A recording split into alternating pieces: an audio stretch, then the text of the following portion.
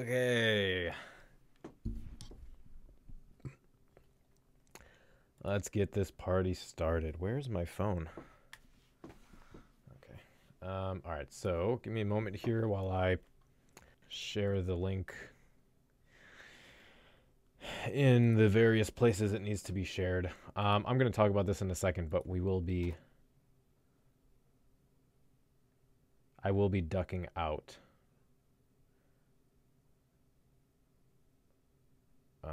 It goes here, right? Yeah. For a bit at the beginning, and then I'll come back.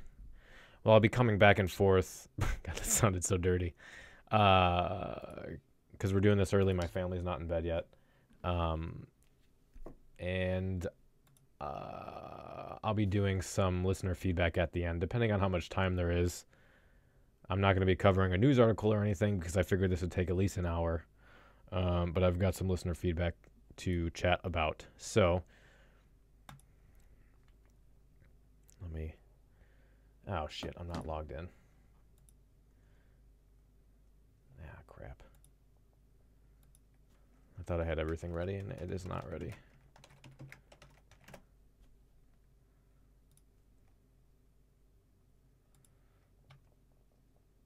Right. I should probably open up Facebook in case I need to get a message.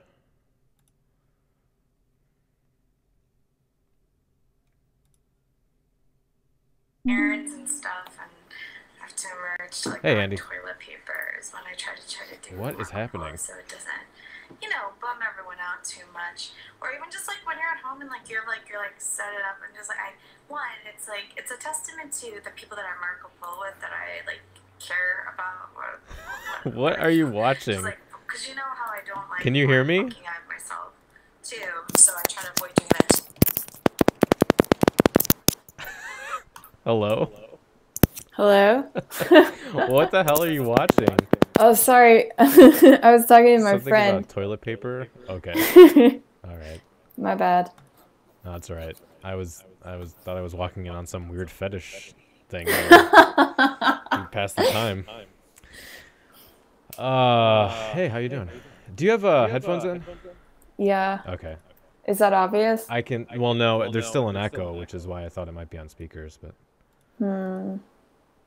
That's all right. It's not too bad.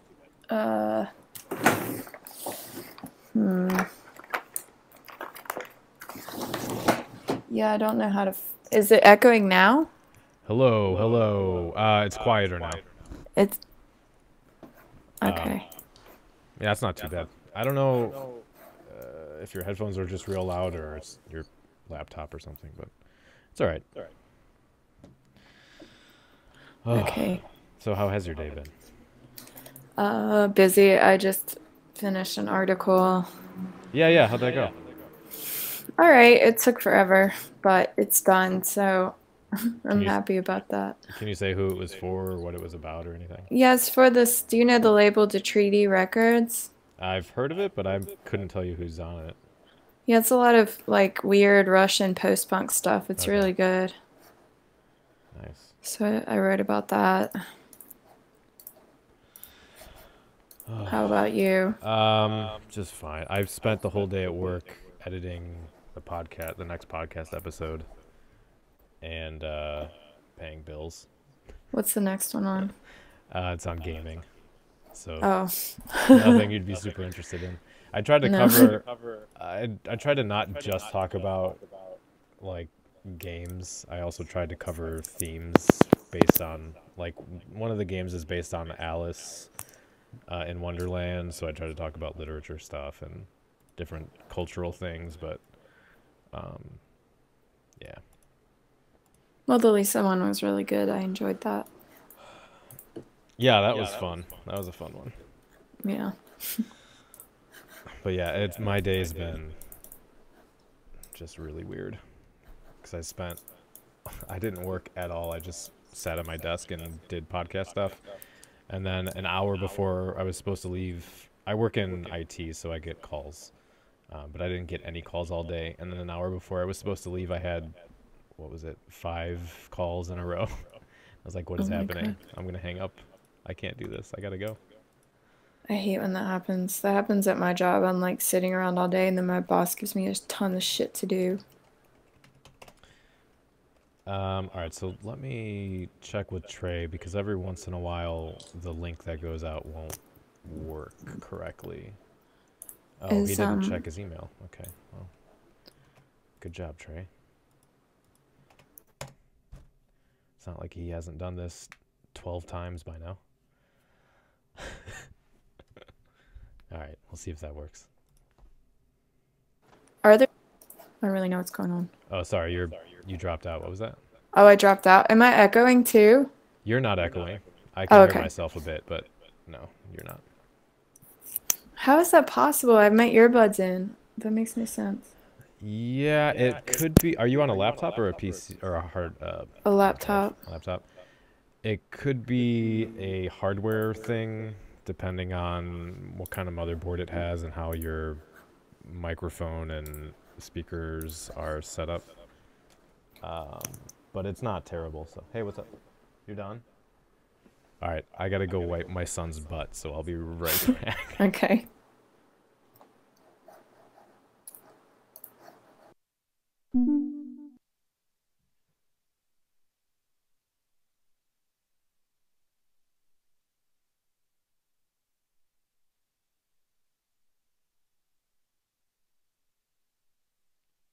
I'm here. Are you hearing me? I can kind of hear you, but not that well. How about now? Yeah, that's better. Can you hear me? Do you hear an echo?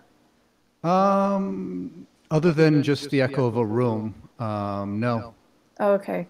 Daniel was saying that he could hear an echo of himself when I talked. I don't know what that's about. I'm hearing an echo of myself when I talk, but not you. Is that my fault?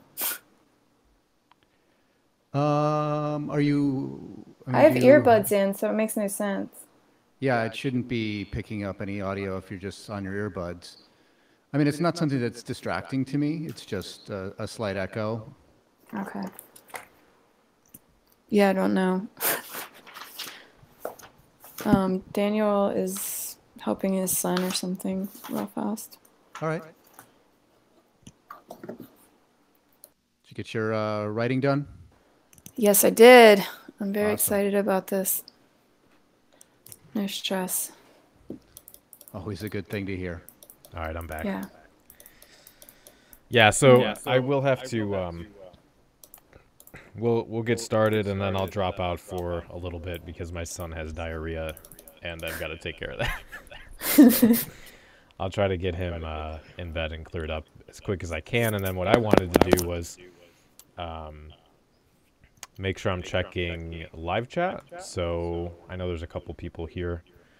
If anybody has something interesting or questions about what we're talking about, I want to throw that in as well, and then just kind of moderate and follow up on stuff. I've got a notepad up just for when I am here to kind of keep track of what you guys are talking about.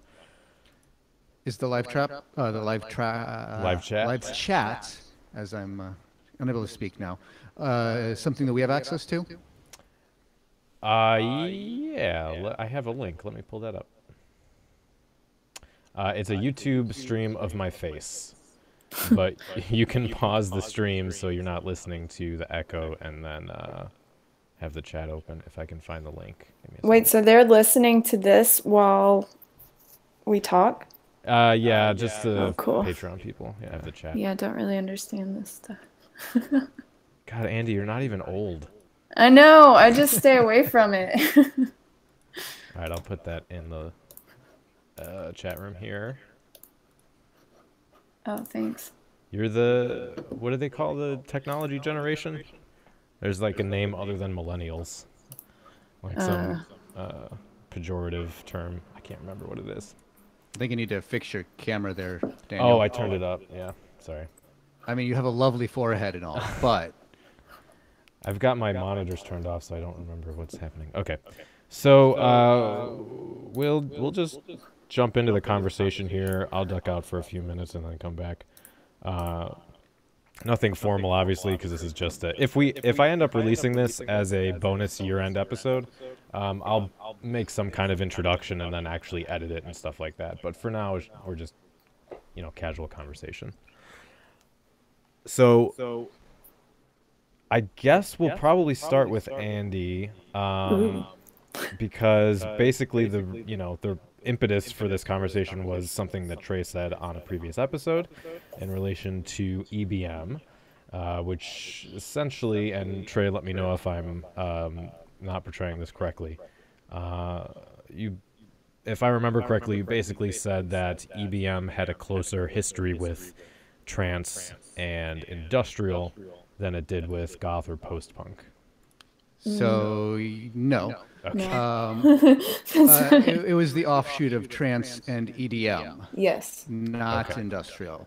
Okay. I did say that. So I mean, maybe it was within the context of a discussion about how there's an overlap between goth and industrial as far as club scenes, and how I viewed that they, while at the same clubs, are not the same thing. Goth and industrial are two different things.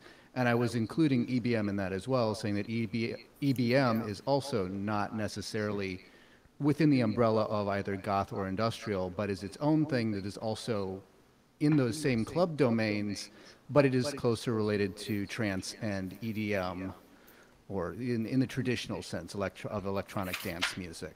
Okay.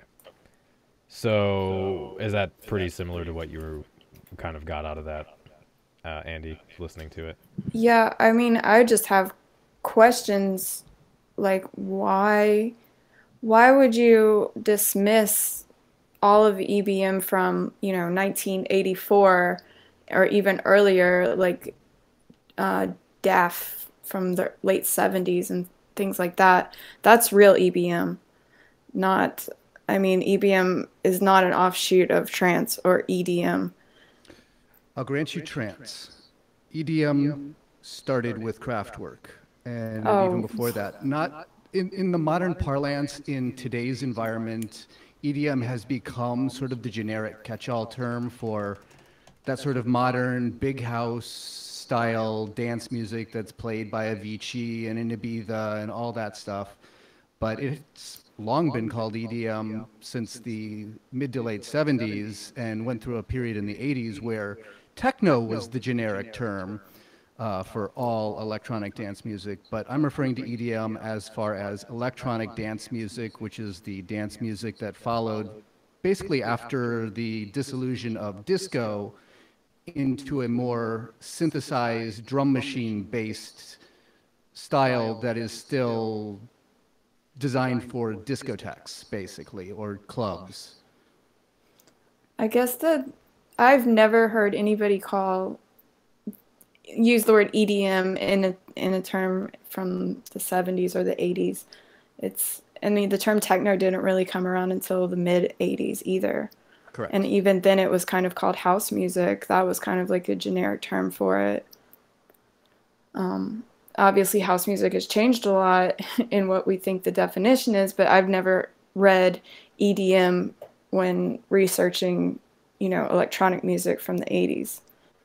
That's where I was confused.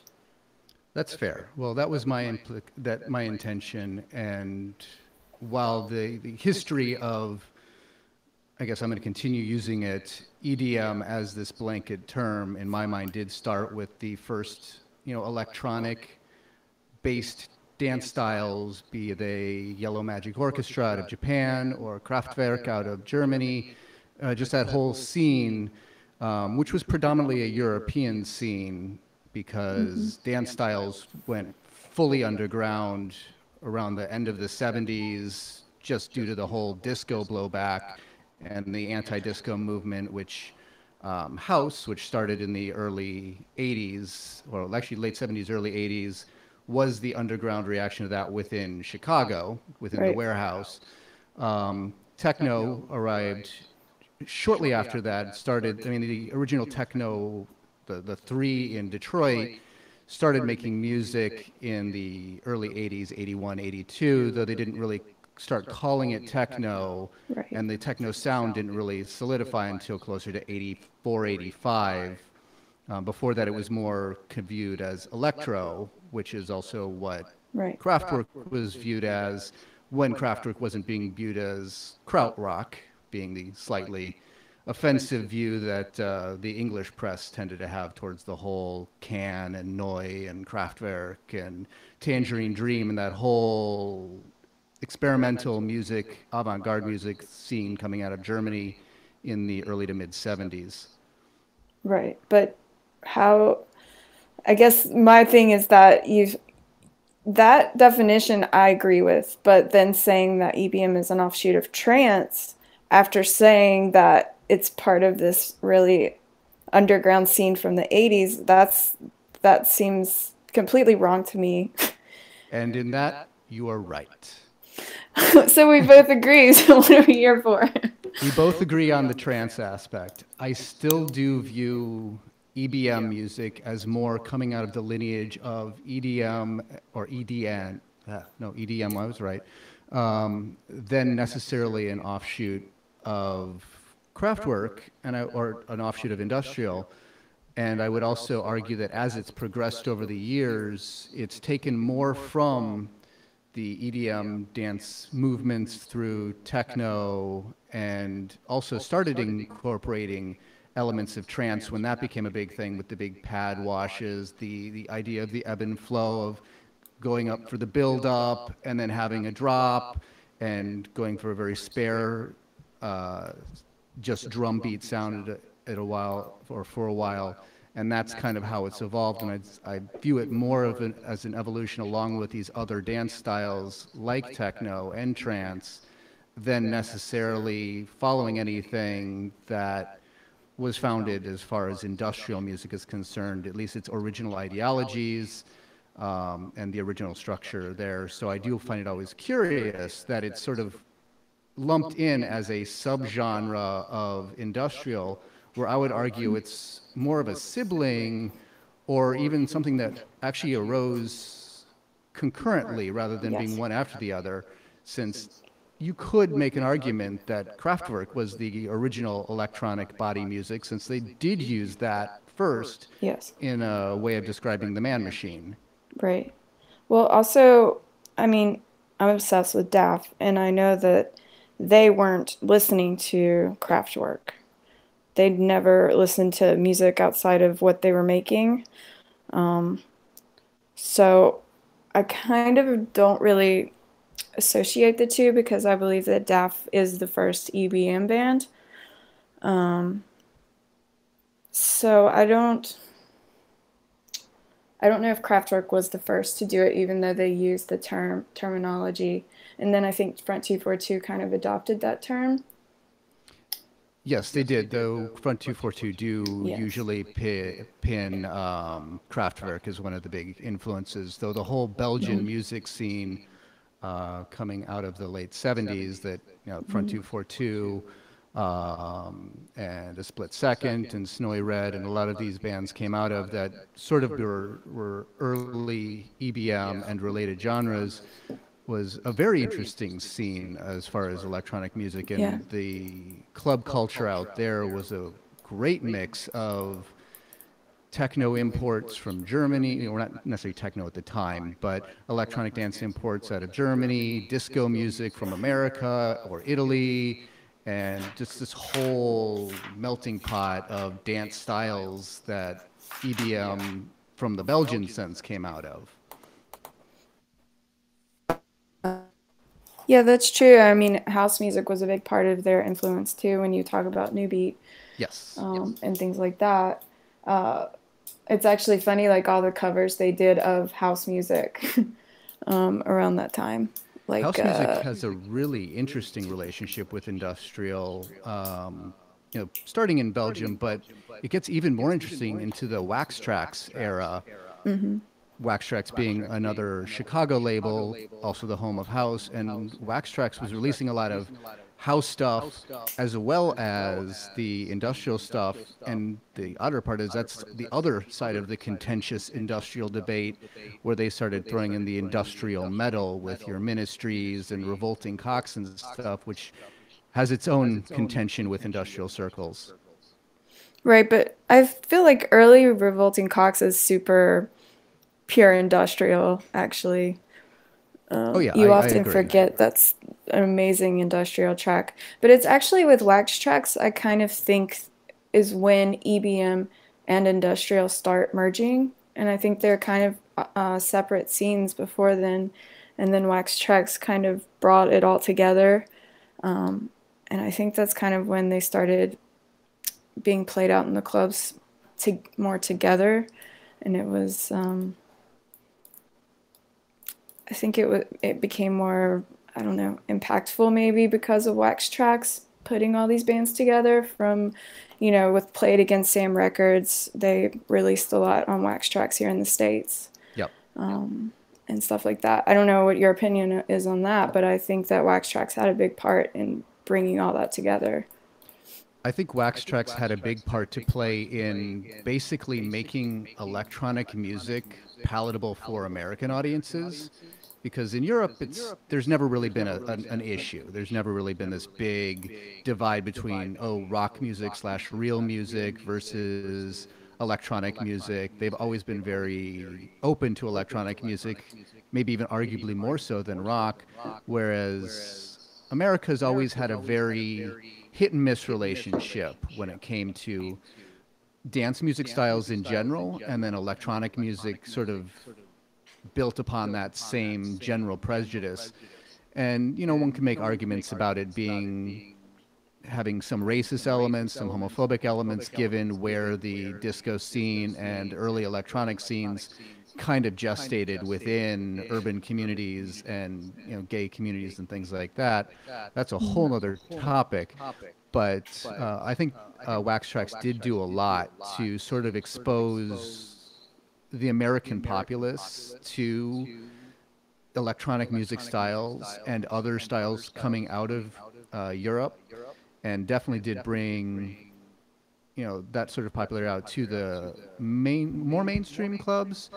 And then club culture in general kind of became a thing in the US around that time as well, because rave culture sort of came up around that same era, the late 80s, early 90s.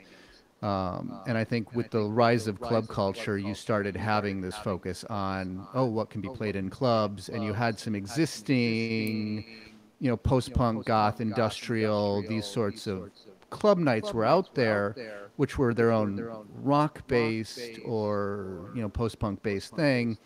And then these separate underground discotheques that then got merged as Wax Trax kind of brought both scenes together into the public consciousness, and they were not viewing each other as at odds as much anymore. Right. It's funny though because people in Europe think of industrial very differently than Americans do. Industrial to them is like throbbing gristle, which to me is as well, but it just is like an earlier sort of version of industrial. But a lot of Europeans don't think of Wax Trax as industrial at all. Yeah, that's very true. And I'm mixed on that because I do view industrial more as, at least industrial, capital I industrial, as very much the experimental branch of things, which is not necessarily antithetical to the dance styles and the club-based styles, Right. but isn't inherently dancey, isn't inherently electronic even. It's just inherent. It's actually it's more about the process and the intent behind it than maybe the musical Yeah. elements itself. The music elements are just sort of a means to an end to get through an ideological message, their goal to try to wake the world from the control systems that governments and technology has kind of shoehorned us into. And I do view that as sort of the original underlying impetus of industrial music, and that's didn't necessarily end in 81, 82 when there was plenty of cries of, oh, death to industrial, or death of industrial. it's all about the dance stuff, and industrial music is dead because it's irrelevant. But no, it just went underground, and you had plenty of still experimental projects. You had your In the Nurseries and Nurse with Wound, and that came back and forth as it, you know, rose up in certain bands where, like a Skinny Puppy would be sort of a merger of both. They would have their very experimental tracks, but then they'd have their more dancey tracks. They'd have ones that combined both. You had bands like Agrum, again out of Belgium, but they would go back and forth. They would do a dance album, and then they'd do more of a standard, you know, traditional industrial album, until their label got really pissed off about that and said, you need to change your name when you're doing the industrial stuff because you're confusing the dance fans. Well, the same as for like Test Department. They had dance album, and SBK, which everyone hates, but I freaking love their dance stuff. Yeah. Everybody hates that though. I don't know why. An interjection, Daniel? Yeah, I was just going to say, if we can try something, Andy, I don't know if you actually if you have your the cast, like the website open on your browser, can you try hitting mute on your audio real quick? I want to see if check. Okay, it does. I don't know if it's not too much to ask. When can you just mute your channel when you're done talking, because there is, I don't, Trae, can you hear that echo, or is it just me? No, I'm hearing echoes on my own voice, though my own voice is pretty subtle. Yours is a little bit more extreme. It's kind of cool sounding, but I don't hear it. It's confusing me. Okay. I can't. I'm having trouble thinking, and because the thing is, I can edit it out in the audio track, but for people listening right now, it's going to be there. So I don't like if it's too much of a pain in the ass. Don't worry about it. But no problem. Okay, so where did we leave off there? I was just proud that I knew who In the Nursery was because I heard it on I have a technical podcast episode. I actually really like In the Nursery, but I'm a big fan of a lot of, I mean, I started listening to, well, industrial first, but I did a whole electronic music course track in college and was learning a lot about the old tape experiments from the 50s and 60s with the birth of musique concrète, and some of the electronic experiments out of the French studio, or the German studios. The French studios were the musique concrète. So I've always been interested in a lot of that experimental music, and your John Cages and Philip Glass and Stockhausen, Varese. So I like all of that from an art music standpoint, and I definitely gravitated towards it in a popular music standpoint. In fact, I was never really that interested in a band like the Beatles until I was first introduced to them through the track Revolution 9, which is the first Beatles track I actually liked. I know that one. And I'm a big fan of the Beatles now, and I like a lot of their music, but it was Revolution 9 that actually got me into them. So did you guys work out when I was gone where specifically your kind of main disagreement is, as far as either it's a timeline or a... Yes. My big thing was just, I think of EBM in the 90s, or the late 90s and early 2000s, as something completely separate from original EBM. I don't really see that much of a connection, but I don't think that it comes out of trance. What's the disconnect there then? Is it lyrically or culturally or the sound or... Well, as I feel like a lot of when the music got harder, I feel like a lot of dude bros started entering the scene and kind of Trae changed the whole landscape of the scene. And this kind is the of EDM or EBM scene? EBM. Okay. I can't speak for this EDM. I don't see the same. I mean, I know you explained it, but I would rather call that like electronic or just not EDM, because I have really bad, I think when I think of EDM, I think of festival stage DJs.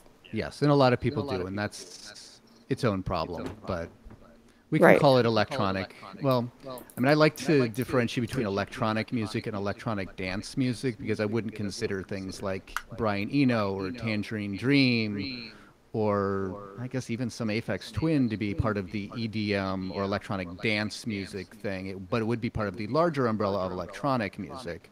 But that's Wouldn't kind of how I IDM, view it. wouldn't Aphex Twin be IDM though? That gets into its own debate. But yes, they are frequently I would think lumped so. into IDM, but they also do have their ambient stuff too. They're not all just the dancey stuff. They have some very beatless stuff as well. Wouldn't that be ambient? Yes. Yeah.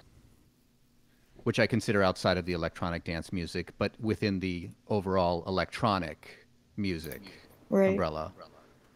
Right. I guess that's tricky, but I was speaking specifically about EBM, the EBM scene, and how it grew to be a misogynistic mess.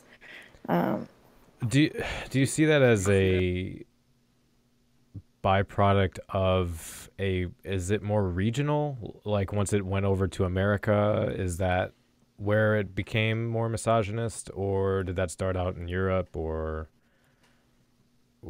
I don't know if you make a distinction.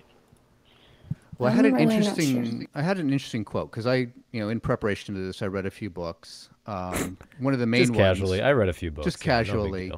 I mean, reading shouldn't be a big deal, right? I mean, we all read, right? This isn't something special. So, one of the main ones was Assimilate, which is a history of industrial music, which I was actually very, very favorably impressed with. Is that the first time you read it? It was actually, yes. Oh, okay. Alex is a good friend of mine. Okay. He's very smart. He's actually supposed to come on the show at some point, and I just haven't set that up yet. But oh yeah, I tried to do that. He had a very interesting that was you, wasn't it? Yeah. He had a very interesting quote from actually Patrick Hodenis, Front 242, which kind of speaks to a little bit of a sexist underpinning at the very beginning of EBM. Let me find, because I did write it down. I didn't think I was necessarily going to be getting to this part, but I wanted to mention it because we did have the episode of Cemetery Confessions that I was on regarding misogyny and industrial music. Where did I put that? I've been meaning to go back and listen to that episode because I'm not entirely certain I'd agree with everything I said on it. But yeah, I think we should do a new one with me on there. Yeah. Absolutely. Yeah. That's kind of what I'm like up against in my scene here, is fighting misogynists. It's very frustrating. So what the quote from Assimilate was, basically, it was an excerpt, so it wasn't a full quote, but it basically said that Patrick Hodenis said EBM was a reaction to the fact that, quote, people say electronic music is just for faggots behind keyboards. EBM takes the opposite angle and says, listen, this can be as fast and physical as you guitar guys. So in that, while that wouldn't necessarily say that, Patrick could be blamed for all the misogynism, but it could put some emphasis in EBM maybe trying to overcompensate to get away from that stereotype that electronic music is effeminate, is for weaklings, and over-masculinizing it.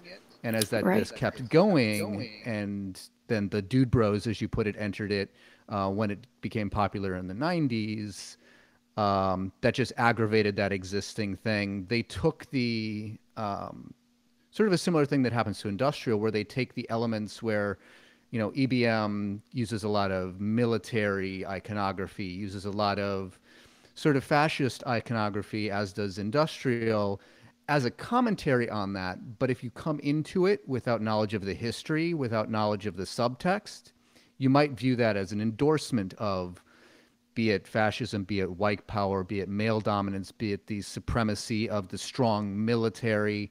So an outsider coming in tends to misunderstand that. And, industrial had that same issue with skinheads coming in and being all shocked when they show up at a concert of Laibach and seeing all these, openly gay men or, openly liberal people, or people, having signs about, anti-fascist, anti-racist. They see blacks there. They're like, what's going on here? I don't understand. This music seems to speak to me in this, masculine white power kind of way. And so I think that's a common misunderstanding, given the sort of tropes that both industrial and EBM play with, and are a real big hazard when you have people coming in from the outside who aren't necessarily aware of or even interested in the various bands, you know, underlying, oh, this is why we're doing this, and this is the reason behind it. They just hear the music as is and aren't getting that subtext.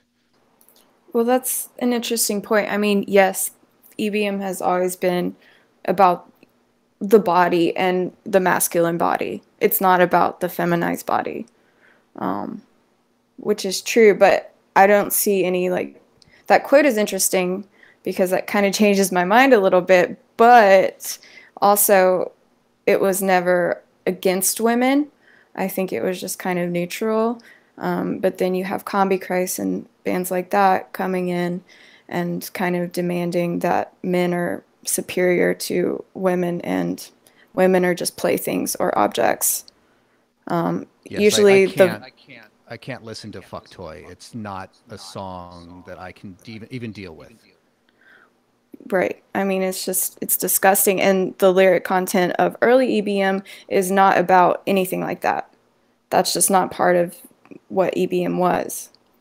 And I think that's one major thing that changed over the years. And in industrial too. I mean, industrial used to be about real things and you know, about like Skinny Puppy with animal rights. Industrial's Right, not about right. real things anymore, you don't think? I think that it went bland, but I'm honestly I'm excited about industrial and EBM right now. I think it's starting to change, and that's exciting. But I think for a while it was kind of just Like the kind of Combi Christ era. yeah. But And the now I'm very very excited.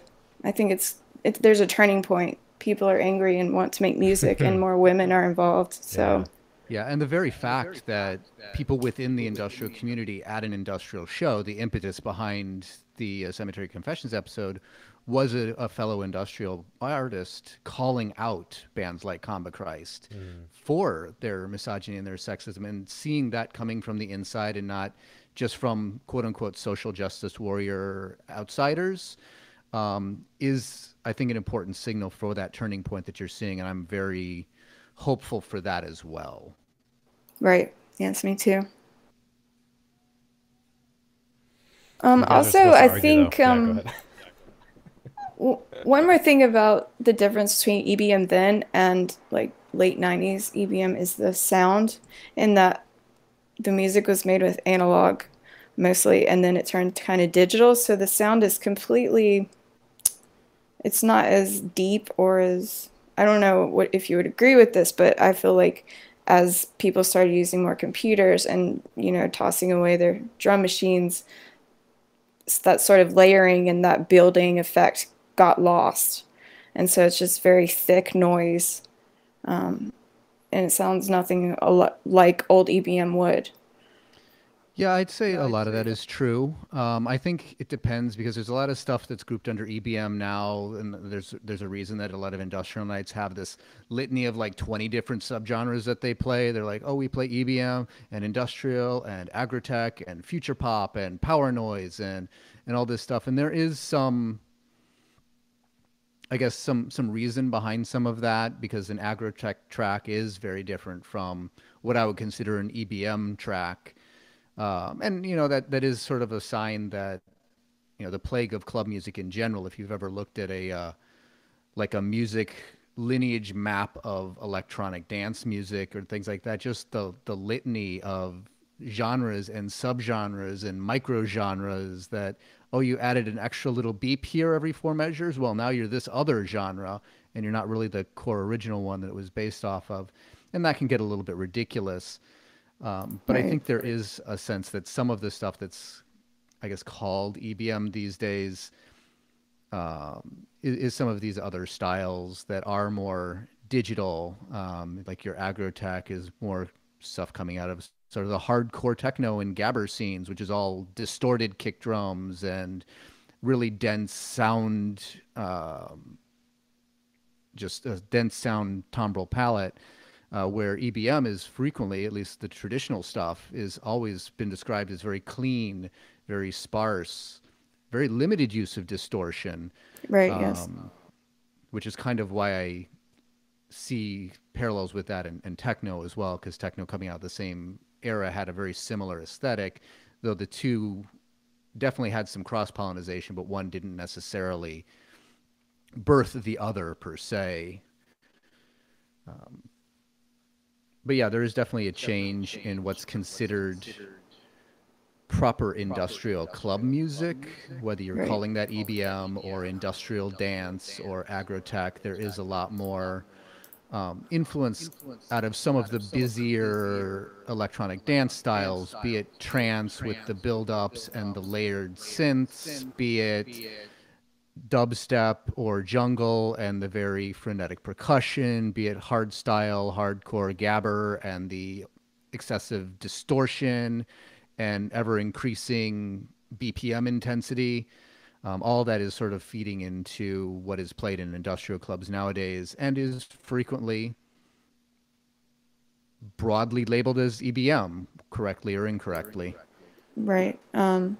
Well, it's interesting. When I interviewed Douglas McCarthy of Nights Are Ebb, I was kind of grilling him on the idea of techno and EBM because I go to techno clubs as well, and I've been seeing a lot of Nights Are Ebb creeping in, or 242, and they act like they've reinvented the wheel or something by playing this music that industrial clubs have been playing forever. But I did ask him if he thinks EBM is more related to techno than industrial, and he said yes. He said if you stripped away all those guitars and rock posturing, that industrial is essentially EBM when you listen to those classic tracks because they have that bass line with heavy drums and fairly minimal vocals. And then he said all the rock stuff over top it masks the EBM sound. But having said that, EBM is closer to techno. Okay, So good. I that was didn't what have his to throw answer that was. back at you because I did read that article as well. Oh, did you? That was fine. I actually have it sitting up on my screen because I was going to use that if we were getting into a techno versus EBM debate. Oh, that's funny. Yeah, I'm very interested to. I think EBM and techno are very related, and I've always mixed the two, but now techno DJs are kind of taking on EBM. But I really don't think that they'll start playing industrial just because it's not dancey enough. I mean, it Right. is, but it's a very different kind of dance if you think about it. Yeah, I don't see, Yugong being played or even Tanzmet Laibach, which is of the dancier style, really showing up. Though I have started seeing a fair amount of techno showing up, at least some of the industrial clubs. Both Scarlett de Serra's Nocturna as well as Jean-Luc's Medusas have started playing Gesaffelstein, which is a German techno Right. act. And I actually really like them. I first heard them at Medusa's and was like, what is this? This is something different and interesting, and started getting into them and looking at some other bands of that similar style. So I have seen, the cross-pollination creeping in both directions, both industrial nights playing some techno music as well as techno nights starting to play industrial music. And, at least historically, again, back into the 80s, it wasn't so odd to hear industrial played at a techno night along with house and electro, and all that just kind of was a big mishmash where they did become much more siloed through the 90s. And now that does seem to be breaking down. And it would be nice to see, the DJs not thinking they're all that, introducing this brand new thing and just referencing the history. But, that's the nature of things. People want to feel they're doing something special, even though they might be just doing what was being done a decade or two ago.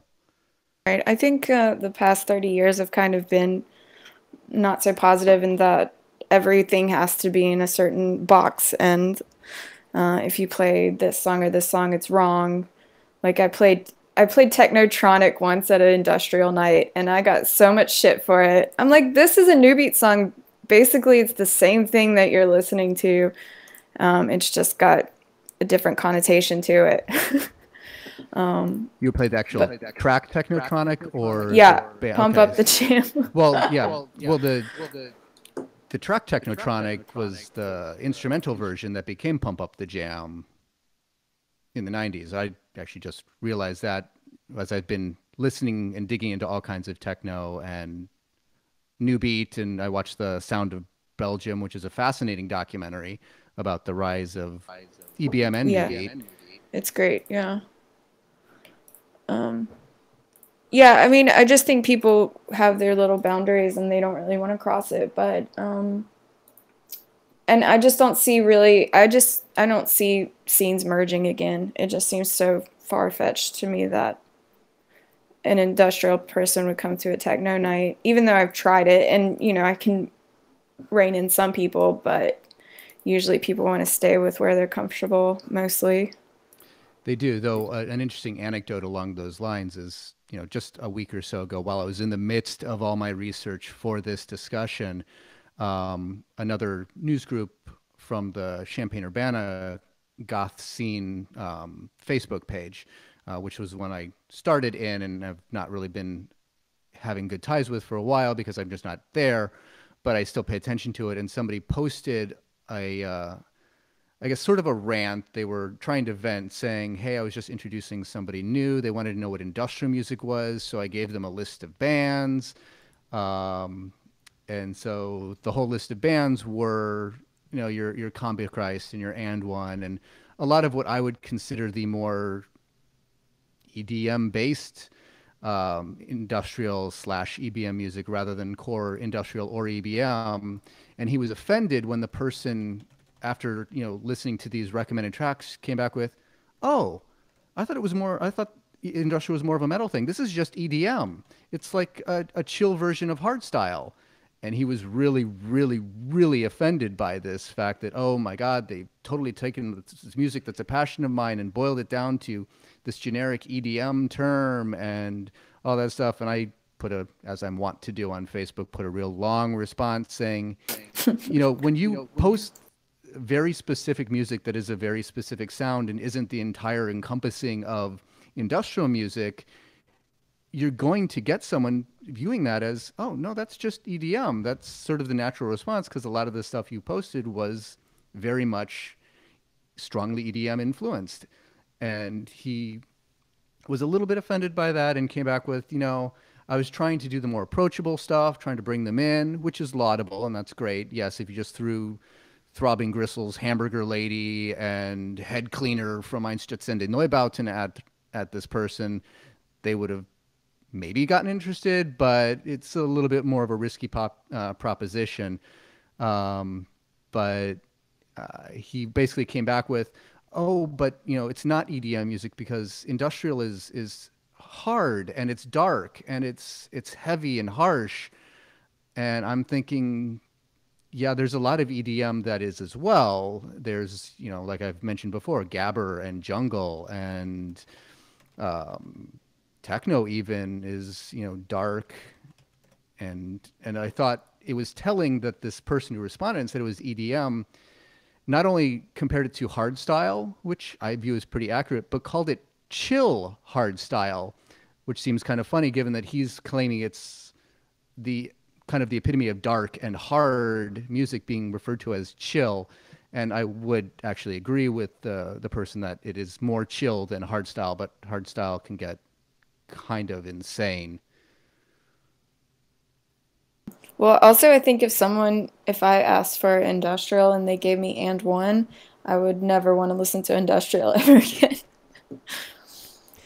That's fair. Yeah. Going back to, I realized I was trying to say something and no one was acknowledging it, and I was on mute the whole time, so that was kind of funny. But yeah, going back to something, Trae, you were saying earlier, part of the reason I think that the whole issue is muddy and debatable is because while I think there is a inevitability of genre classification, during that initial stage, there's a lot of interplay. There's a kind of dialectical nature to it where there's not just interplay between the musicians and the genres and the blending of that, but also the reaction of the consumers and what's getting played at clubs and what's being requested and how the culture, the music culture forms around that. There's a lot of back and forth, which is why I think there's a lot of debate still to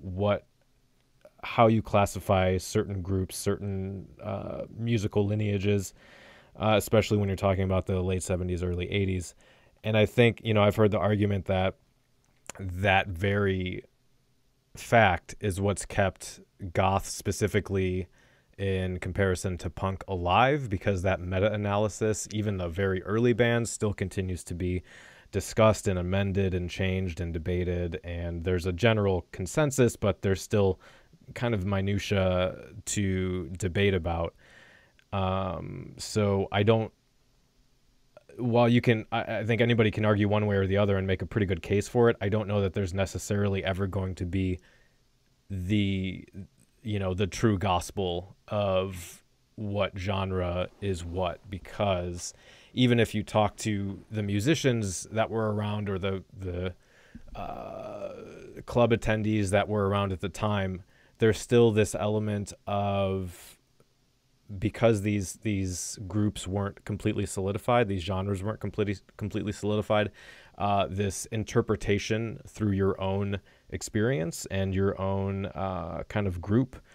And, Andy, as you were saying, how in New York specifically, there's less of people are more reluctant to go to a night that doesn't play the kind of music they listen to. I still think that's scene specific in a way, and also kind of resource specific. So I think any given person is going to have, to a degree, their own interpretation and experience will inform how they classify, oh, this is what was happening at the time, kind of thing. I don't know if Yeah, that makes sense. that could be true. Yeah, and that siloing that we're talking about here was sort of the impetus behind where my initial contentious quote came from, in that I was simply saying that I thought, not that EBM should be excluded and it's something totally different, it shouldn't be in there, but it should be dialed back in lieu or in relation to the other genres, and I'd like to see a wider variety of music played rather than what I had been seeing, differing from when I was initially introduced to the quote unquote goth industrial scene in the mid 90s, and then got out of it and then got back into it shortly after the 2000s. I felt it really, a lot of the dancier stuff seemed to definitely take the fore, and a lot of the more interesting stuff that I really fell in love with got pushed by the wayside, and I was wanting to see that balance restored. And that's kind of where that whole comment came from. And then, reading about the history of both the whole post-punk movement and goth music and the rise of that through the 80s, as well as industrial and the electronic music styles in the 80s, especially in Europe, and hearing about these, clubs that were playing, they'll play some Test Department, then play some New Order, then play some Devo, then play some old, Diana Ross track. And it was just this weird melange, and this idea fascinates me because I'm very, I guess, scattered when it comes to music tastes. I don't necessarily want the same thing. I don't want consistency. I like being surprised. I like something coming from left field and just like, oh my God, where did that come from? And that's kind of one of the things that I love about music and why I like having such diverse interests. And I'd like to see more of that at sort of a club environment. Right.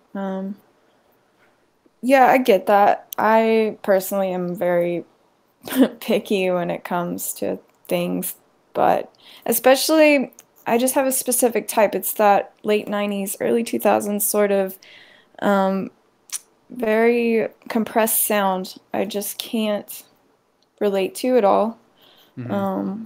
You know what sound I'm talking about.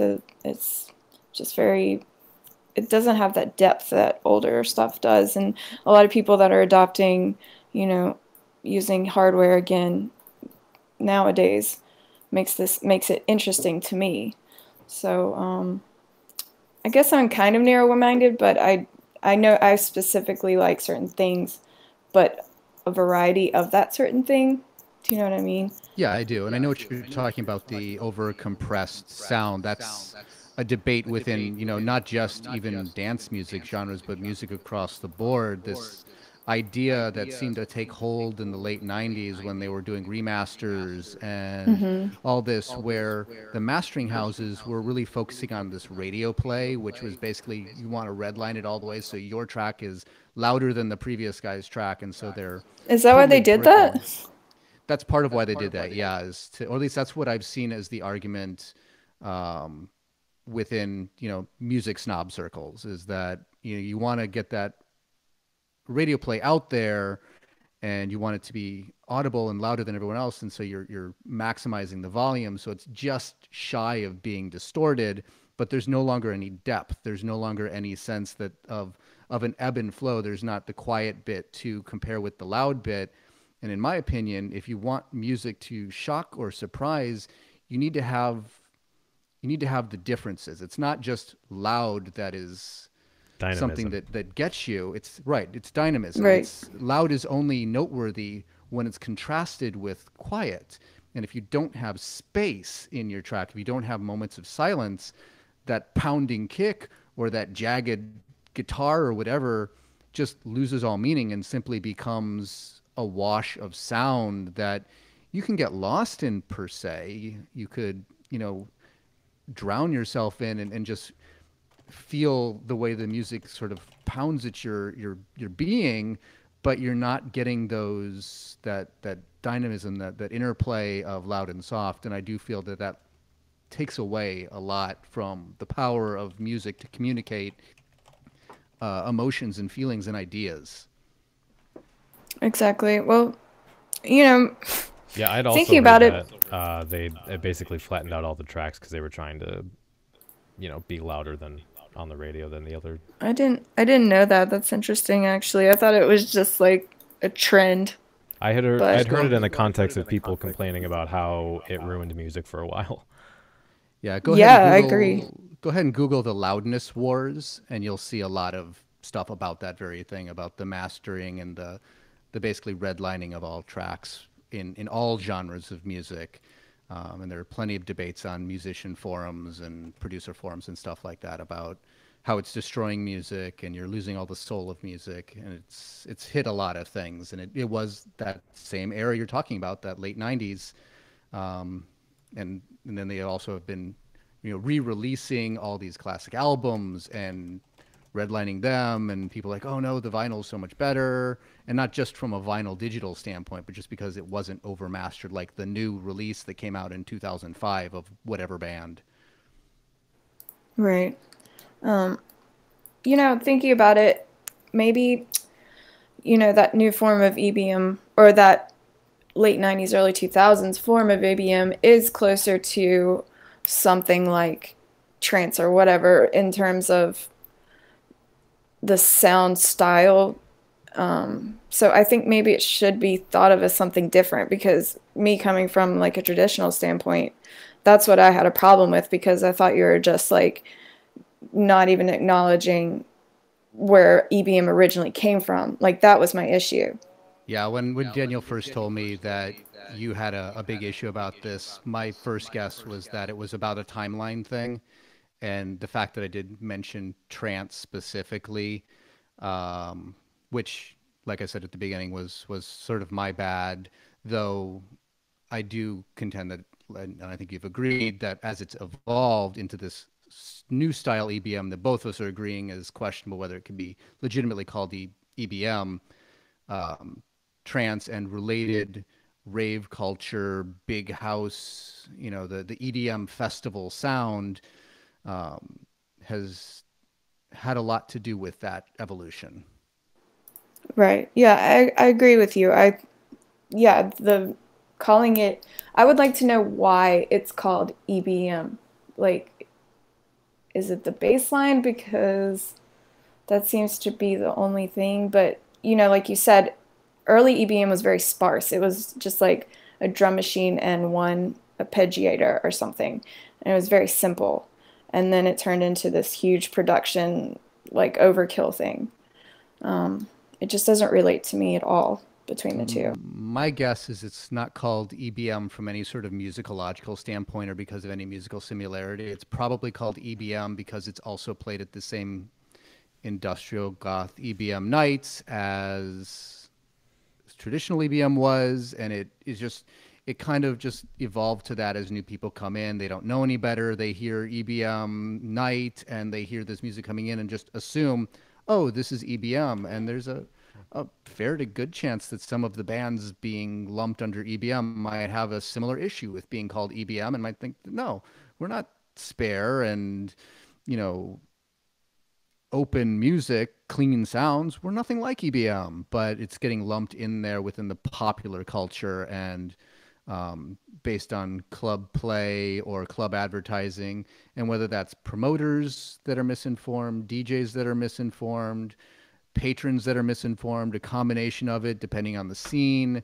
I couldn't say where it's coming from, but there is definitely a conflation happening. And I think it's mostly like why there's a conflation between goth and industrial, because they're played at the same place. And everybody goes with the assumption, with, as you were saying, the siloing of music genres, if it's played at the same night, it must all be the same thing, right? Right. Mm. Which is has always confounded me, because it's this weird black or white thinking that doesn't make any sense. That this idea that people can't be multifaceted and make any distinctions between different things they're into. They all have to be part of the same thing. But that is, the concern that comes up so often kind of comes out of that, because it's, if language is used in a specific way for long enough, then that's just what that word means. So a lot of the stuff a lot of the concern that gets labeled as gatekeeping kind of comes out of trying to add some extra dimension and discussion around, distinction between genres and cultures and that kind of stuff. Yeah, and that's always going to be the inherent problem with genre. I mean, genre, there's plenty of academics out there who, make attempts, make claims about it being this sort of rigorous taxonomy of music styles that you can boil down to these elements. But really it is a social contract, or a social construct. It's really what people think it is, kind of defines genre. And you can try to put constraints around, you can try to go, no, this is this thing and this is this other thing. But it's really hard to keep a grip on that. And while I like genre from a semi-discovery point of view, I always take it with a huge grain of salt. I like it in that, if I want a certain sound, I'll look for what its genre is called and what other things that are called that genre is, and then try to suss out what the sound I like is, and go from there. But I'm also not of a mindset that I'm particular about, I must only listen to this one genre, and if I like this genre, I'm not allowed to like these other genres. Fuck that noise. If I like it, I like it. I don't care what the genre is. It can be bubblegum pop or J-pop, or it can be EBM, hardcore industrial, noise experimentation, Japanoise. I mean, if I like it, I like it, and I don't really care what the genre is called. But the genres are useful when I'm trying to find, this is new and interesting. Where can I look to find other stuff like this? Right. Yeah, that's nice. Yeah. Yeah, I think we generally agree on what genre is and classification is used for, why that discourse is important, and that it's pretty complicated in the way it interacts between personal experience, interpretation, environment, group affiliation, and between, listener and artist and journalist and all that, even the more musicological elements in there and all that stuff is pretty a web of interaction that we get some general consensus out of and can change over time. But, as far as whether EBM came out of trance or not, I don't think have you reached any kind of agreement? I basically pulled back on that. Yeah, I pulled back on the trance claim, at least, and then basically described what my definition of EDM was, which was totally foreign to what Andi felt was, in her mind, what EDM was. So given my definition, she didn't have as much of a problem with my classification and my take on the evolution. It was really mostly just, especially the use of trance in there as a quote unquote progenitor in the way I phrased it, as well as just the understanding of what is and isn't EDM. That was the crux of it. So it was a difference between the methodologies of your epistemologies, is what you're saying, Trae. Yes, if you want to pull out your thesaurus, yes, that is exactly what it is. Okay. Well, good. I'm glad we came to some kind of agreement. Did you have, Trae, I know you were taking notes in preparation. Was there anything else you wanted to cover as far as anything interesting you found in the books you were going through, or well, I mean, anything that wasn't not brought really, not necessarily really apropos, but another fascinating chapter I found in the Assimilate book, which I really thought was interesting, was this. They had a whole chapter on Skinny Puppy as epitomizing the feminine Gothic in industrial, Yes.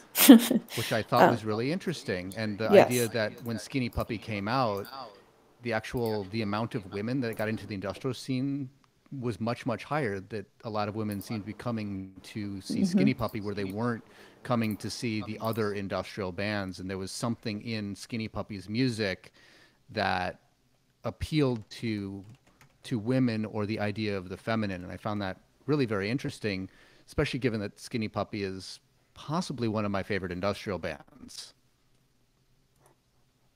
Yeah, I thought I loved that chapter. I know Alex wanted to rewrite it though for his next edition. Like I think a lot of people took offense to it or disagreed, and I think Alex was working on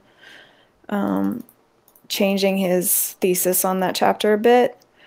I don't remember what it was about the chapter, but I agree with that. I think it's the melody, honestly. I think it's got this nice, beautiful melody in all this noise. That's my opinion. I think there's part of that. There's also, I think, some of the ideology. I mean, as you already mentioned, the undergirding ideology behind a lot of Skinny Puppy's music is a lot of animal rights activism. There's also a lot of body horror and a lot of ideas about not the physicality as in the perfecting in the masculine, but the physicality in its, to a degree, its corruption or just the disillusion of the body. That, you know, there is seeming to be a fascination. I mean, maybe it dovetails with that sort of stereotypical fascination that women have with serial killers, things like that. This sort of idea of, I don't know if I'd want to say body horror, or just something about the body in ailment or in disability rather than the body in perfection. And this idea of approaching and viewing flaws and embracing flaws, and at least in paying attention to that. And I don't know if that's something that appeals more to the feminine than the masculine. Well, you also had Ogre, who was performing on stage in this grand way where he was pretending to cut himself, and you know, all these very strange, odd things, and just the way he looked is, I think, visually helped with that whole mystique of Skinny Puppy.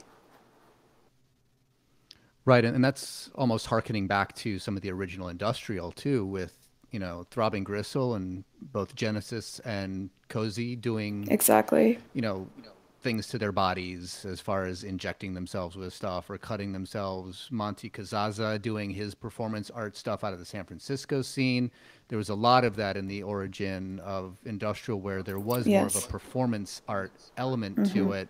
And I think Skinny Puppy did pick up on that and introduce that more into the scene. And I think those initial industrial acts were possibly, again, a little bit more friendly, but I didn't see any information on, or as far as gender friendly, but I didn't see a whole lot of information on that. But then you do have, you know, big example being, again, Genesis Peorage, who was, you know, he's decidedly in the gender queer area. He's not playing with masculinity or femininity. He had his whole androgyne movement where he wanted to be neither. So he definitely had that impetus in his mind, whether that was there during the Throbbing Gristle era or whether that was a later thing in his development as an individual, I couldn't say. But there was certainly less of an element about, you know, sort of restricted to a gender or a sexuality, and it was much more fluid and much more welcoming on the early ages. Right. Yeah, now I'm interested to see how Alex is going to change that chapter. I should go back and read that chapter and also ask him about that. I'm both interested and kind of nervous about it, especially if he's thinking of walking it back because of backlash. Because backlash is, in my opinion, in that instance, a good thing. Right. Maybe it was I don't know, somebody convinced him otherwise or something. I don't remember. It was a couple years ago, I think. Trae, is your copy of that book a ebook or a physical? I actually bought the ebook and I also got it from the library. So I do have a physical copy, but I have an ebook copy, and I think I should be able to get you a copy of it like I did with the Okay. the Gothic book we read. What edition is it? I think it's the second edition. The one I got from the library, at least, was the second edition. But let me see what the... I wonder if I have the first edition. I might have the first edition because I 5 years ago or something. Yeah, I was just thinking, because if we did redo or revisit this industrial and misogyny topic on a future episode, I'd want to. I'm very much outclassed in my knowledge on industrial specifically, so I'd want to give that book a read and look through some other things. Okay, yeah, this was released. Well, I mean, this was released in 2013. Oh, okay. That edition? I think so. I'm just looking at the. There was a more recent one, wasn't there? The copyright stuff. I'd have to look at the physical copy. I think the physical copy I got said it was the second edition. Okay. I'll have to check mine.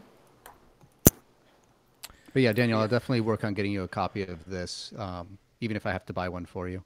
Yeah, I was just brainstorming, who we could have on that episode with Andi and Alex, maybe somebody, one of the guys from We Have a Technical. I don't know. Send me suggestions, because I think that's a good idea to revisit that. Absolutely, some of the guys from We Have a Technical could be in there. I mean, you could arguably. I know. I'm trying to think. You've had some conversations, but there's like Jean-Luc as well. Yeah, I'm gonna try and get him on as a guest for a different episode, but yeah. But I definitely think we need to have Andi or other women voices on it as well, because the previous episode was myself and you, Daniel. Yeah, the story about that. Yeah. The problem was, what ended up happening was I initially set out to have all female guests on, and I contacted I don't remember, I think it was 4 people over a period of several months, and they all ended up either declining. A couple of them said they would do it and then ended up dropping out. And I just wanted to get the episode out. I wanted to talk about it because I thought it was important. So it just ended up being all men. But that's by far the common, rightfully so, I think, common complaint about that episode is it's like, oh, good, a bunch of white dudes sitting around talking about misogyny. Yeah. So yeah, it's been on my to-do list for a long time. I really want to redo that episode. So also, there's Jason, who runs Cold Waves. He is actually an ally with me, and when he was booking Cold Waves, he would talk to me and said, Andi, who can I book to help the misogyny in the scene, to change things up? And he's really the only one who's been an ally to me in all this. So he could be somebody. It would be great if you could get an actual, female artist Yeah. in one of these bands. I know like Hyde or somewhat rare, but they do exist, and they're not totally out there. So definitely someone who's involved in the production side of things, because they can give better information about, how bad it is when they go into the venue and the promoter's looking for the guy to talk about how to set up the music instruments and all that stuff.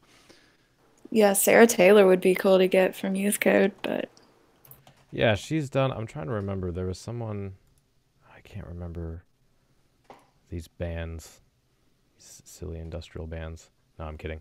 Bestial Mouse. What's her name? She's been on a few industrial shows. Interviews. Her name. I've heard a few interviews with her. I can't think of her name. Yeah, Youth Code. I've heard her on. We Have a Technical a few times. She's pretty great. Yeah, yeah. Yeah, this is good. I'm gonna workshop this. I can't believe I just said that. We'll I mean, we'll if you put could this get together.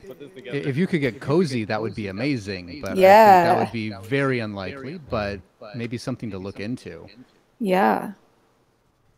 That would be cool. I mean, she's on Twitter. She's not on the internet.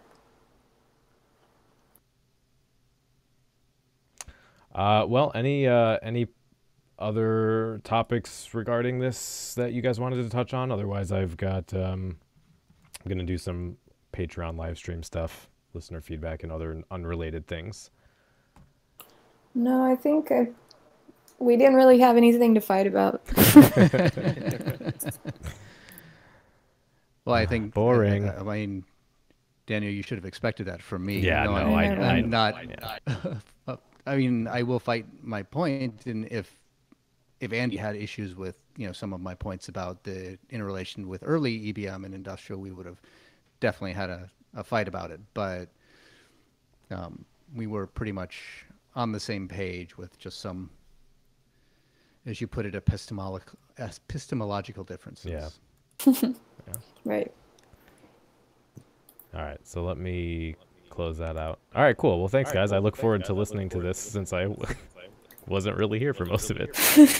Cool. Yeah, so I'm going to do, like I said, I've got some other live stream, like monthly live stream stuff for Patreon members. But as far as this is concerned, that's it. You guys have the link for the Awesome. video, so if you want to re-listen to it. And then if I decided to actually make this into an episode at some point in the future, I'll let you guys know and make sure you're okay with that beforehand. So, I mean, I'd love to see it as maybe not necessarily an episode, but have a more broad release than just the Patreon members. But, yeah, it would be like a bonus kind of thing. Yeah, and that would be cool. So I'm good with that. Okay. But then you probably knew that because I've been on your show a number of times, Yeah. and I never seem to care about my voice being out there. All right, guys. I'm gonna go. I'm gonna hang up. So I'll talk to you two later. Good night. Okay. Bye. Great talking with you, Andy. Yeah, You thanks too. for taking the time. Thank you. Oh, wait. Nobody leave yet. I'm still here. I forgot to check if. Okay, my audio has not uploaded. Your guys' audio has uploaded. Okay, so you guys can close your browsers. I don't know what's happening with mine, but I gotta leave this open until it posts to the server. Okay. All right. All right. Later, Trae. Good night. See you, Daniel. And there goes mine. Okay. All right, cool. So I hope that was fun for everybody. I have, like I said, I had a few things to talk about. I think I'm going to check on my son real quick before we get into that. A couple topics. The first was I wanted to go over some of the feedback we'd gotten for the Christian expose episode. One email in particular kind of fleshed out. A lot of the feedback I got was in like 1-star ratings on Facebook and iTunes, or just kind of shitty comments that came through on the website that I didn't approve, that were just dismissive or just rude for the sake of being rude. I did get one substantive email, though, from Brian Healy, who is the lead singer of, and now I've just forgotten the name of the band, Dead Artist Syndrome, whose Wikipedia page says that Roz Williams once said they were the Christian death of Christian goth music or something to that effect. There's some kind of claim that Roz Williams had given them some accolades for being the first to bring goth music to the Christian genre. There's no annotated like reference to where that even came from, but it's on there. So I'm gonna get into that. Get someone in here who will fight me. Yeah. Well, I'll keep working on that. I'll find somebody. I'll put out a call. Who wants to battle Andy Harriman in the arena? So I'm going to get into that. And then the other feedback that would be interesting for those of you who have been following the Hellblade live stream. I've been talking a lot about mental illness and working through that game. And Patreon and friend of the show, Paulo, resident academic, he gave the first video at least a watch and had some thoughts on that, which I thought would be interesting to kind of dissect. I haven't actually read his full email yet, but I know it'll be good because he's always... Oh, yeah, we could get Joe Tobin on here. He'll argue with anybody. Just for the shits and giggles. But before we get into any of that, I hate to do this on the live stream. It just ended up being that we did this early, so my son hasn't been put to bed yet. So give me a couple minutes here. I'm going to make sure he's still situated, make sure he's not bothering my wife, and we'll jump into some of the listener feedback.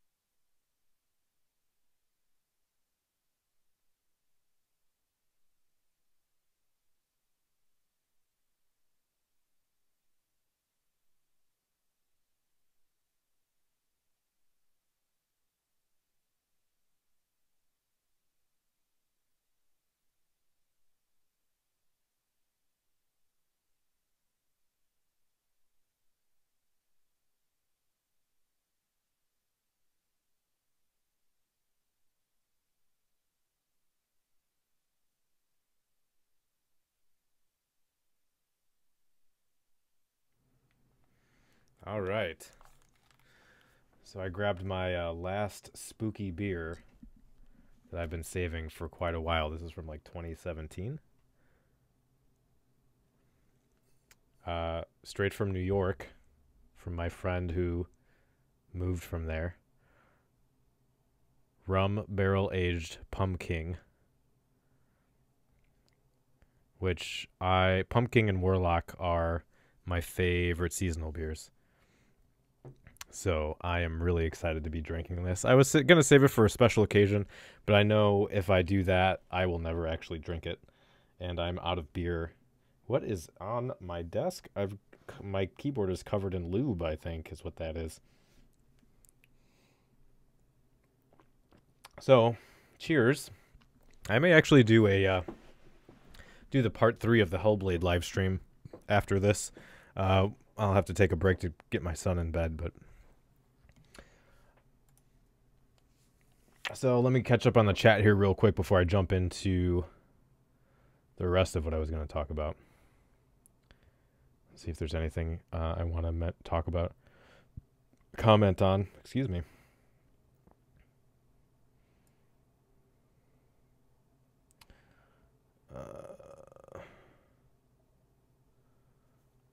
Yeah, post a few links. I've got as far as genre classification, I posted this on the Too Goth for Pop episode we did. But this is my favorite paper on this. Because to a large degree, I think the author nails it. Now I've lost the dashboard. Here we go. So I'll just put this link in here if we're sharing links. What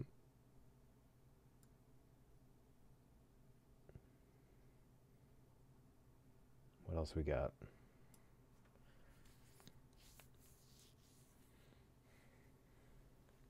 Oh, I forgot ATech wrote that article. It blocks links. Oh no. Let me see. Hang on. Let me see if I can change if there's a setting. No, that's for spam specifically.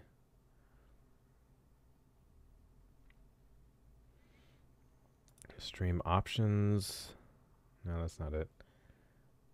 Yeah, I may not be able to. Let me try this. I may not be able to enable this on the fly because I'm not really familiar with YouTube streaming options. Try and put a link in there now. If anyone's got it up, see if it'll let you. Let me pull up advanced settings and see if I can find it. Enable live chat, enable slow, automatically block, allow embedding, enable. Yeah, there's nothing specifically that says anything about sharing links. So yeah, it let me put a link in. It blocks anything. Yeah. Okay. Yeah, sorry, Trae. There's got to be a setting here somewhere. Well, you know what, Trae? If you want to Facebook message me the links, I can copy and paste them in. I don't know where. I don't know how to change that on the fly. Sorry, guys. Let me pull my messenger up. Here we go.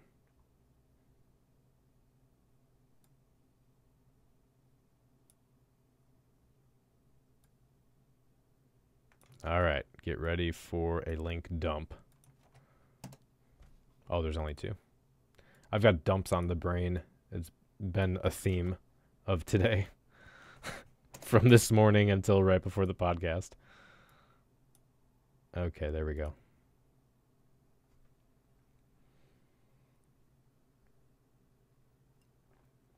Cool, thank you, Trae. I will be sure to check those out personally. All right, so listener feedback. There was another topic I wanted to cover for a live stream. I was going to cover it if it didn't work out with Andy and Trae. I don't think I'm going to do it tonight just because it would be one of those hour and a half fillers. But that was going to be around parenting in general and parenting as a goth and kind of what the academic literature on that has to say and some of the different schools of thought on parenting in general. And then there was an article someone put up in Gothic Amino who was not a parent sharing their perspective. So I think I'm going to save that probably for the next month's live stream. But like I said, I did get some feedback. The first, there was nothing really worth noting as far as the just kind of rude random comments. I did just see one on iTunes today. Someone put up a 1-star review.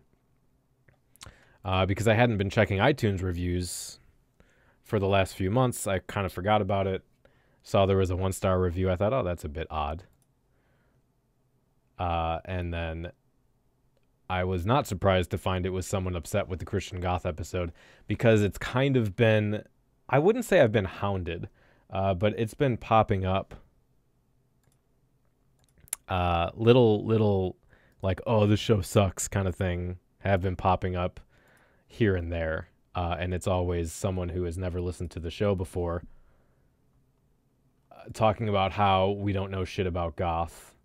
And we definitely don't know shit about Christian goth, and that our experiences are meaningless because they don't agree with the other person's experiences.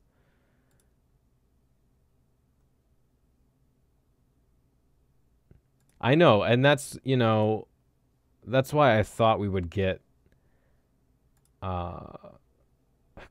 know, iTunes is the shittiest program. It's freezing my computer. Anytime it updates, it takes an hour and a half to install.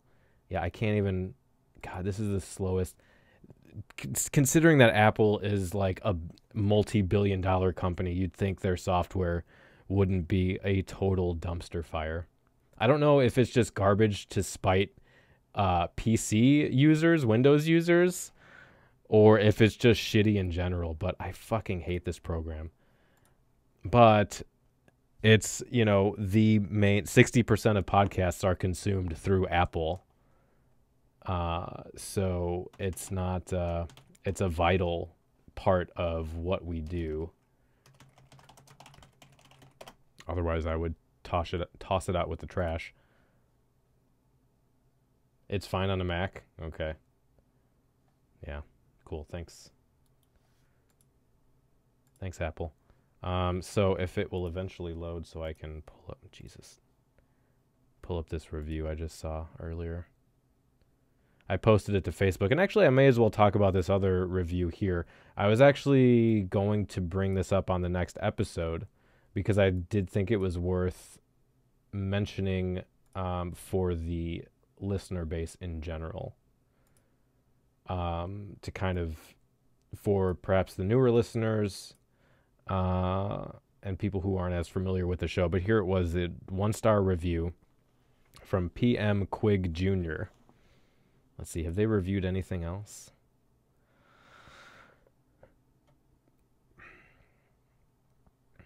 Oh, they've got a slew of 1-star reviews. Facebook Messenger, terrible is an understatement.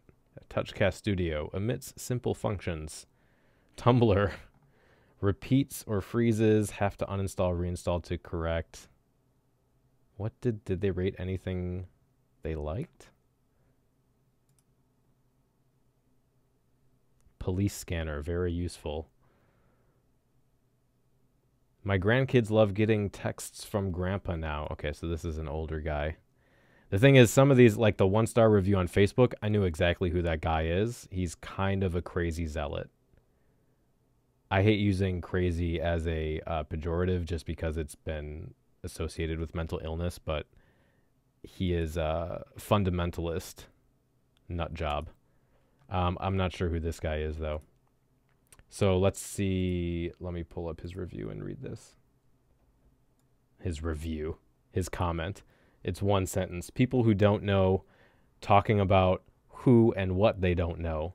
The only true, correct thing said in the entire interview was that Joe Kopernik started the Asylum Gothic Outreach Ministry in 1998. Yeah, so basically, we're a bunch of idiots.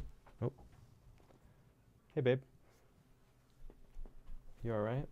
I'm fine. You getting a little tired? A little bit. Yeah. Well, I'm going to do a little bit of this. You want to say hi to everybody? Are you Captain America today? What? See, you got Captain America shirt. What? That's okay. You can be shy. That's fine. I was very shy. When I was younger like you, I was really shy, and my mom and dad would always try and make me talk to people, and I didn't like it. It made me sad. Why? Because they wanted me to be somebody I wasn't. So, it's okay. You watching TV still? Yep. All right. We'll go to bed in a little bit, okay? Do you want to say anything? That's in English? Or? All right. Well, you can sit here if you want. I'm just talking about some boring stuff that you won't like. See, everybody said hello. Hi, Link. Hello.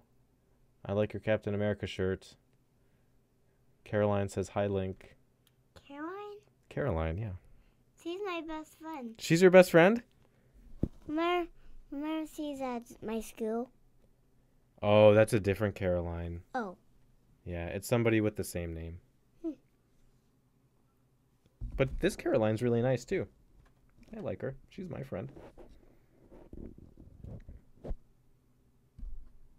All right. Why don't you go back in your room?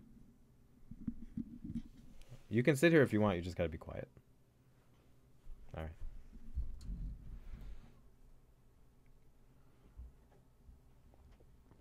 Okay.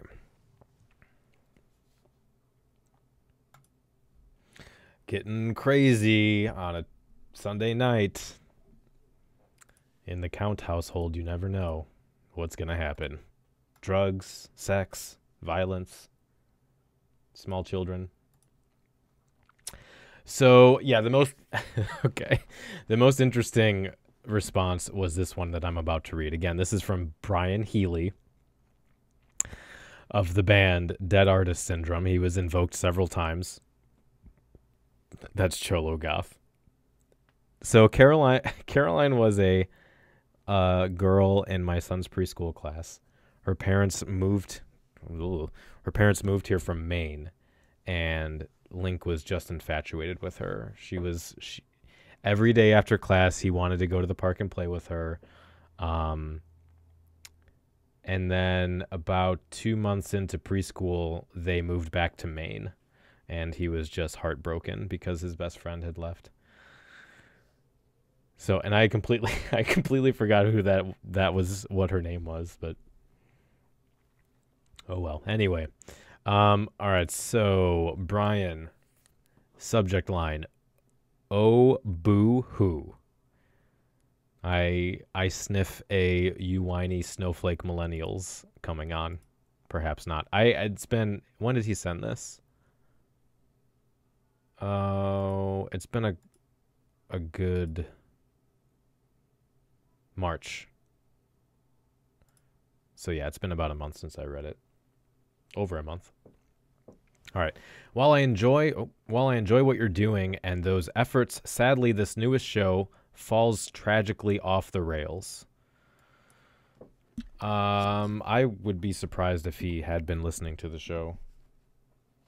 I don't know how. I know he knew Mark, so he may have been exposed that way. Not really relevant, though.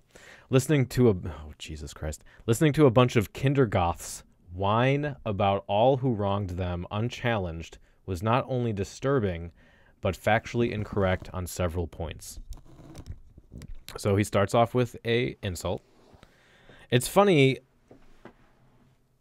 I mean, the kindergoth is in there just to be offensive because it has no relevancy on how long any of us had been in goth culture or what our knowledge and experience and dedication level is.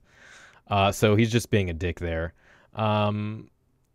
Whine about all who wronged them unchallenged. So here's the thing. That really sounds like victim blaming. I mean, maybe he'll get into his side of the story, but it sounds similar to the insults I heard hurled at women who were coming out saying that Trump had harassed them or that kind of thing from people who were defending Trump or from people who were trying to downplay sexual harassment or violence against women by saying that it was, it's the default for them is not to believe people who claim to be victims. But I guess it would be best to just get into what his opinion was.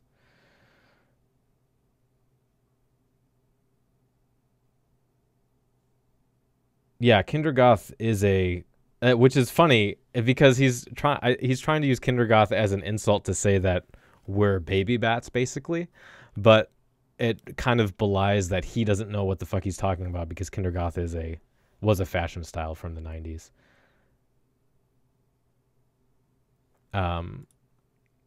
So claiming things about some groups and individuals by name was merely utterly uncalled for attacks.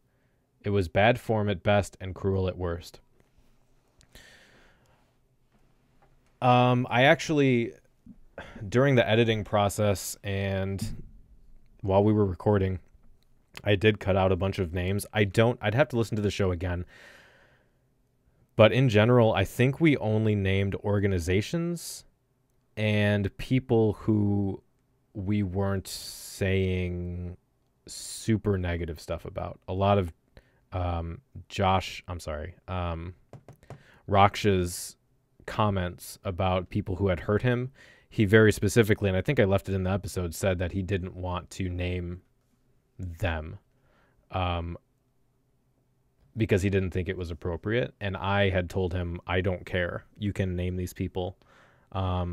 But that was his choice. And so I think we did a pretty good job of not just dragging people's names through the mud, which is actually something I'm more cautious of now because it's really easy to get a libel suit put against you. I said some things about when we recorded the Gothic versus Goth episode, I said some things about Doll's Kill that I actually cut out of the episode because I was actually concerned that I could get some kind of cease and desist letter for libel. But honestly, I think we were very generous with how we didn't call people out. And I talked to Raksha after, and he said there were all kinds of things he could have mentioned, like drug abuse and more pervasive sexual abuse and child abuse and all kinds of stuff that he didn't bring up. So from his perspective, he was actually being very kind.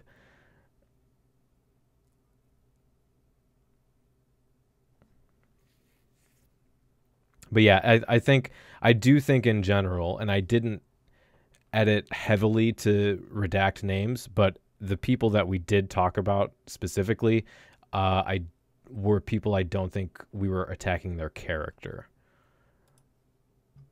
So, but also it could be because he knows who is being referred to. It could also be a case where he's just kind of filling in the blanks, with the names himself because he knows who we're talking about. By painting with broad strokes, you tossed everyone into a pile and verbally set it ablaze and took turns dancing around the pyre. I understand any organization is made up of people, as I am sure you do as well. Some are well-intentioned but wrong. Some are lovely people, and some always are or become raging assholes. Toss in the dynamics of goth subculture, and of course there will be self-fulfilling amongst the injured were bubbling in the background. So the first part of that, I mean, I think I stated in the episode that my personal experience was, while I had some issues, I didn't experience any abuse. I didn't experience any kind of systemic prejudice or, hurtful physical or verbal actions, and that a lot of the people involved were very kind to me and were nice people. And that was my experience. The difference is I didn't project my experience onto someone else's. I didn't tell Raksha that he was actually wrong because, they were nice to me. That's a common theme of people who deny sexual assault, is a thing of like someone who's a musician or someone who's more popular. They'll say, that person was always nice to me. So, but that's a bad heuristic.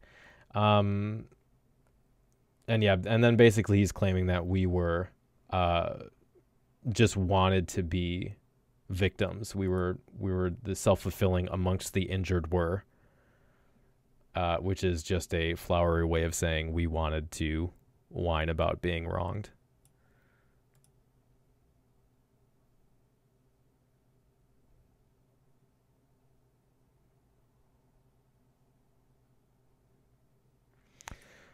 I left the Goth is White hoodie in because I knew I could back that up.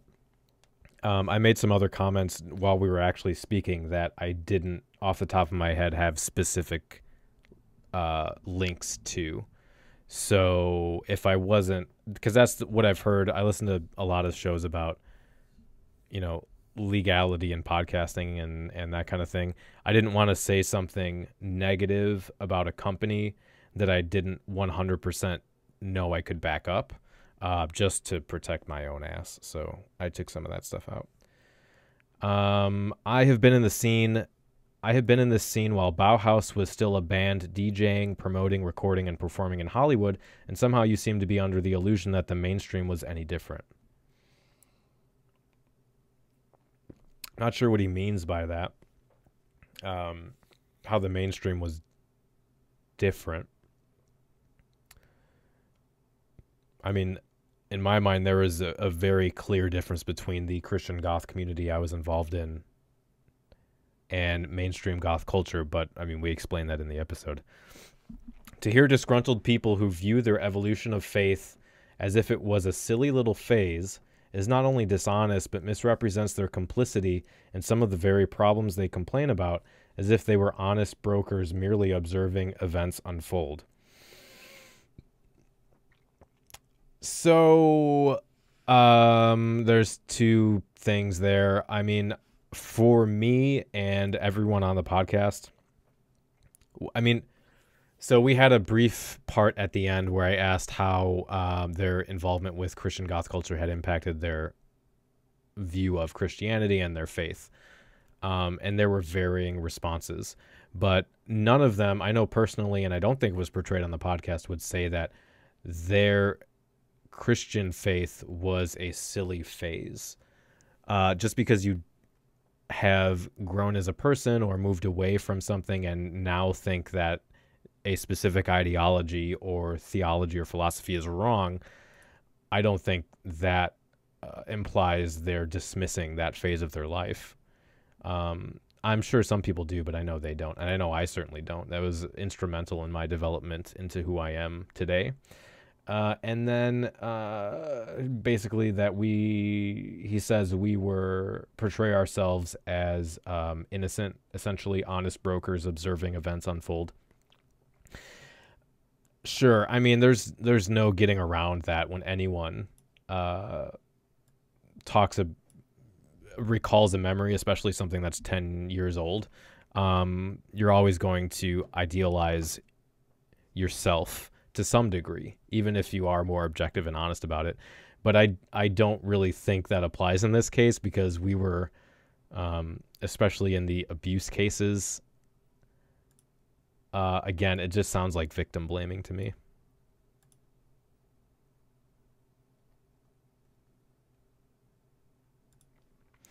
To even bring up the hypocrisy, quote-unquote hypocrisy, as if goth or any culture as a whole is immune, unless, of course, it involved Christians, oh, then it is somehow an alert the media moment.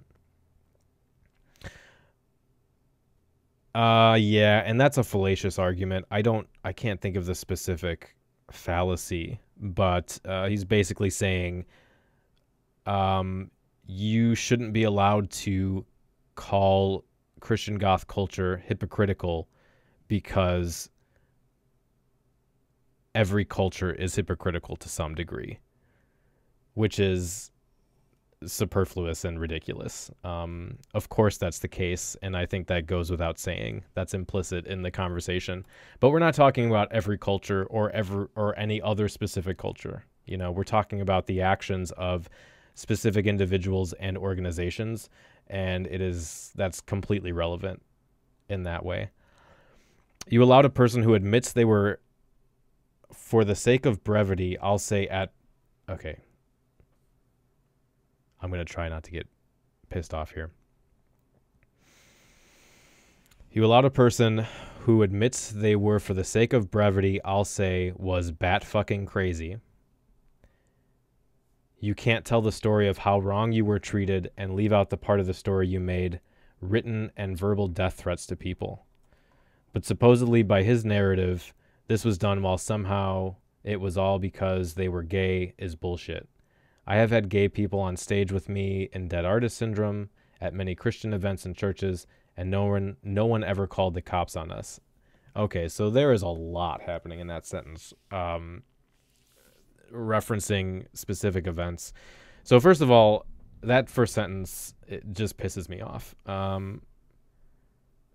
It's, the typical mainstream diminishing of mental illness as, that person's just crazy. They're unreliable. I'm not going to go off on that because I'll just lose it. So, and then he says that Raksha had made written and verbal death threats to people. I mean, that might be the case. I don't know. Again, I was basically letting him tell his story. I can't really speak to that. But then he says, he makes another fallacious statement because he says this was done while somehow it was all because they were gay. I have had gay people on stage with me at many Christian events and no one called the cops on us. So that's well, I have black friends, so I can't be racist. But the problem is, we weren't talking about him. And I know we didn't name names, but none of the people involved that he said specifically he was shunned or attacked for being gay, he wasn't involved. So it doesn't matter. It's irrelevant. Just because, everybody, there are Christians who are fine with gay people. There are Christians who think gay people should be burned at the stake. There are Christians who are somewhere in the middle. There's institutional problems with Christianity and how they view homosexuality. But just because you have had gay people on stage, and he says no one's ever called the cops on us, he's referencing when, Raksha talked about it. There was an altercation with him and someone else, and the cops got called. But that's what is that fallacy? Basically apples and oranges. I don't remember the formal name of the fallacy, but they're not equivocable. Let me double check chat. Consensus fallacy, bandwagon fallacy. Tu quo qui, yeah. Yeah.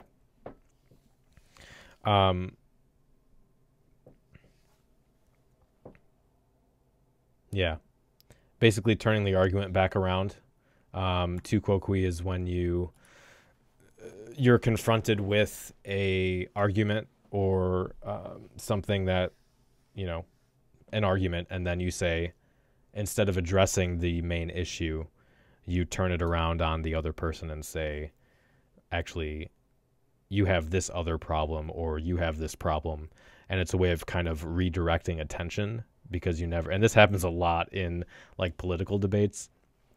The initial accusation never gets answered. They just turn it around and dodge the question. Of course, I don't grab women by the hair in front of a crowd and brag about it on a podcast like it's everyone else's fault, and you leave in handcuffs. And again, I wasn't there. I saw the cop cars that were pulled up at the asylum. I heard that Josh got arrested. Everything else, I wasn't there. So I don't know if Brian was even there. In the moment when it happened, I don't know. Obviously, Chris, who said he was on stage during the episode and said that he saw it happen, seemed to agree with Raksha's recounting of what happened. So I can't really, add anything to that. I'm pretty sure there's a lot more of the story that was presented on the show. You let it spew out as uncontested fact, smearing individual people and groups, even as it is made clear by one of the other guests that one individual, a crazy ex-wife, caused a lot of the problem. Yeah, and I think this is just a case of Brian listening to the show, being defensive while he was listening, feeling like his identity was being attacked. So a lot of the nuance is lost because you're viewing it through a filter of being defensive, of identity protection. Like I said, I talked about how my experience was largely positive. Chris apologized to Raksha because he said his ex-wife was a part of his problem. And I can say, like, his ex-wife did cause a lot of problems. That was someone I did know about, hear stories about, experience. But he apologized for it. So there was nuance to this story. And again, it's not, I didn't explicitly state these are the opinions of the people on the show, but I think it was pretty implicit that they were recounting, through my questioning and through the conversation, that these were their experiences and how they viewed them. And I think Chris even at one point did bring up how when everyone is going to have their own memory and their own opinion of how events played out, and they may or may not be completely accurate. I think he said something pretty close to along those lines. But I think it's important to remember that, because I know I catch myself doing this. I will watch a YouTube video and someone will say something about goth music or about goth identity or culture that I think is kind of like a trigger word that brings to mind all of these past arguments I've heard online about goth is whatever you want, or you can be Evanescence's goth or whatever. And I start associating those past bad arguments with what the YouTuber is saying, even though that's not actually what they're saying, because I'm now putting it through this filter of being defensive. So I think it's a good lesson to remember, to kind of check ourselves and be critical of what we're thinking and not just dismiss stuff, but to think, okay, why do I think they're wrong? What did they actually say? Re-listen to what they said, look at the argument, and try to remove the emotion from it, because that a lot of times clouds the reality of what's happening. Still, you seem to lump these events and actions, including the police, Japuza, and assign the blame to the asylum or grave robber ministries and selected individuals, all under the irrational logic of he said, she said, jumble of us good, them bad tirade. Again, I think that's a mischaracterization.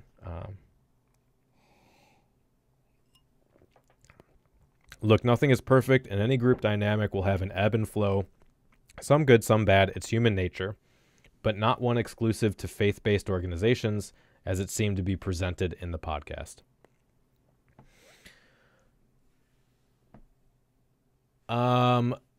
So I don't think what we were talking about could be extrapolated beyond Christian goth.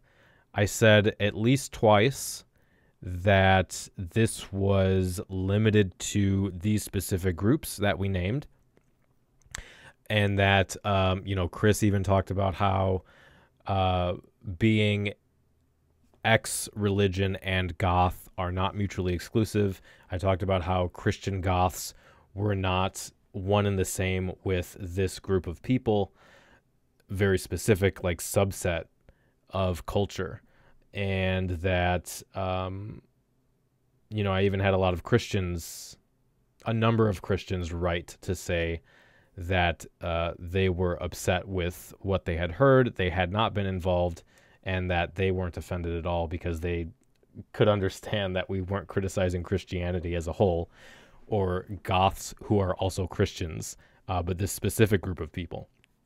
I did have a number of people contact me who had both been involved with these groups, and someone contacted me who had been involved in Christian goth groups in somewhere in Europe. I think it was England, but I don't remember specifically. It might have been Germany.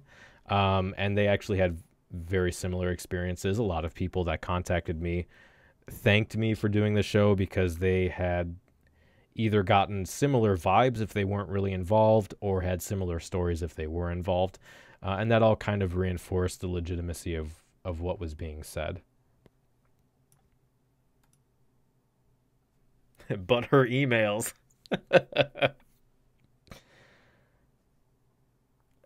Yeah, of course. And that's, there's my side, there's your side, and then there's the truth. Absolutely. That's always the case. On the upside, Chris will be playing the asylum with myself and Dead Artist Syndrome, hence my dismay at the characterization that was presented in the podcast. And again, it's this kind of cognitive association of criticism of a group or other individuals associated with our group and ourselves. You know, dismay at the characterization that was presented. I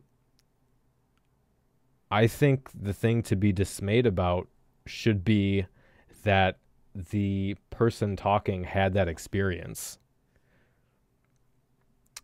And as a Christian, I would have said the fault lies with the Christians, with me, if I was a Christian, because I think that faith is very much about, or should be about, loving and serving other people.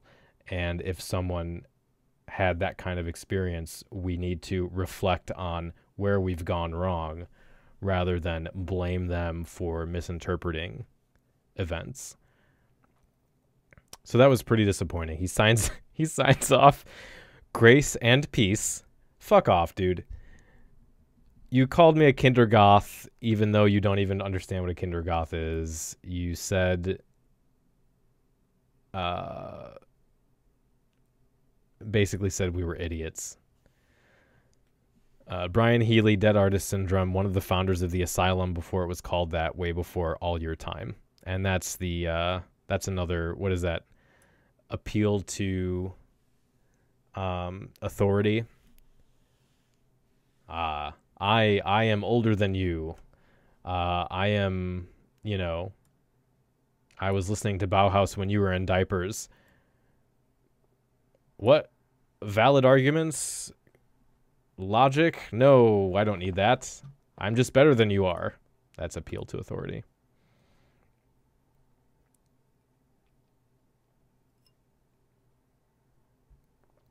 I existed during a time. Yeah. Trae said there's a degree to which religious organizations which offer to claim the moral high ground over secular individuals justifies a higher standard. And my my friend, what did he used to go by?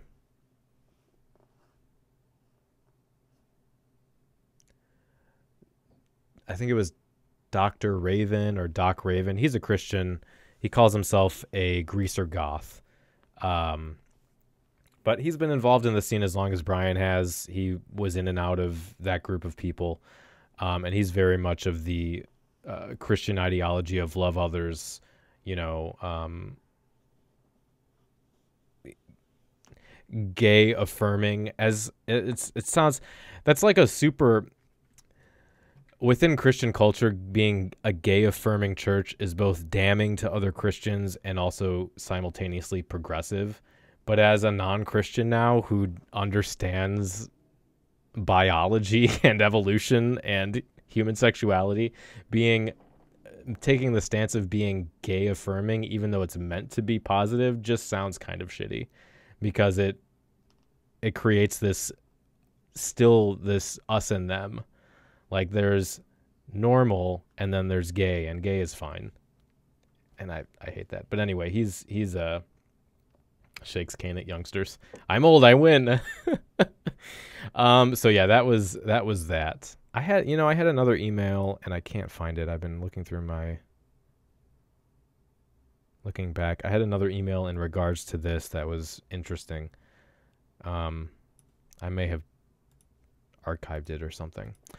But yeah, let's move on to, what time is it? How long have we been going? 2 hours. We'll finish off with this email from Paulo, especially because I got to get my son to bed. And if you want to stick around in maybe 30 minutes or so after I finish the stream, I'll probably stream some more Hellblade. So Paulo, for background information, he's working on his PhD in cognitive science, I think specifically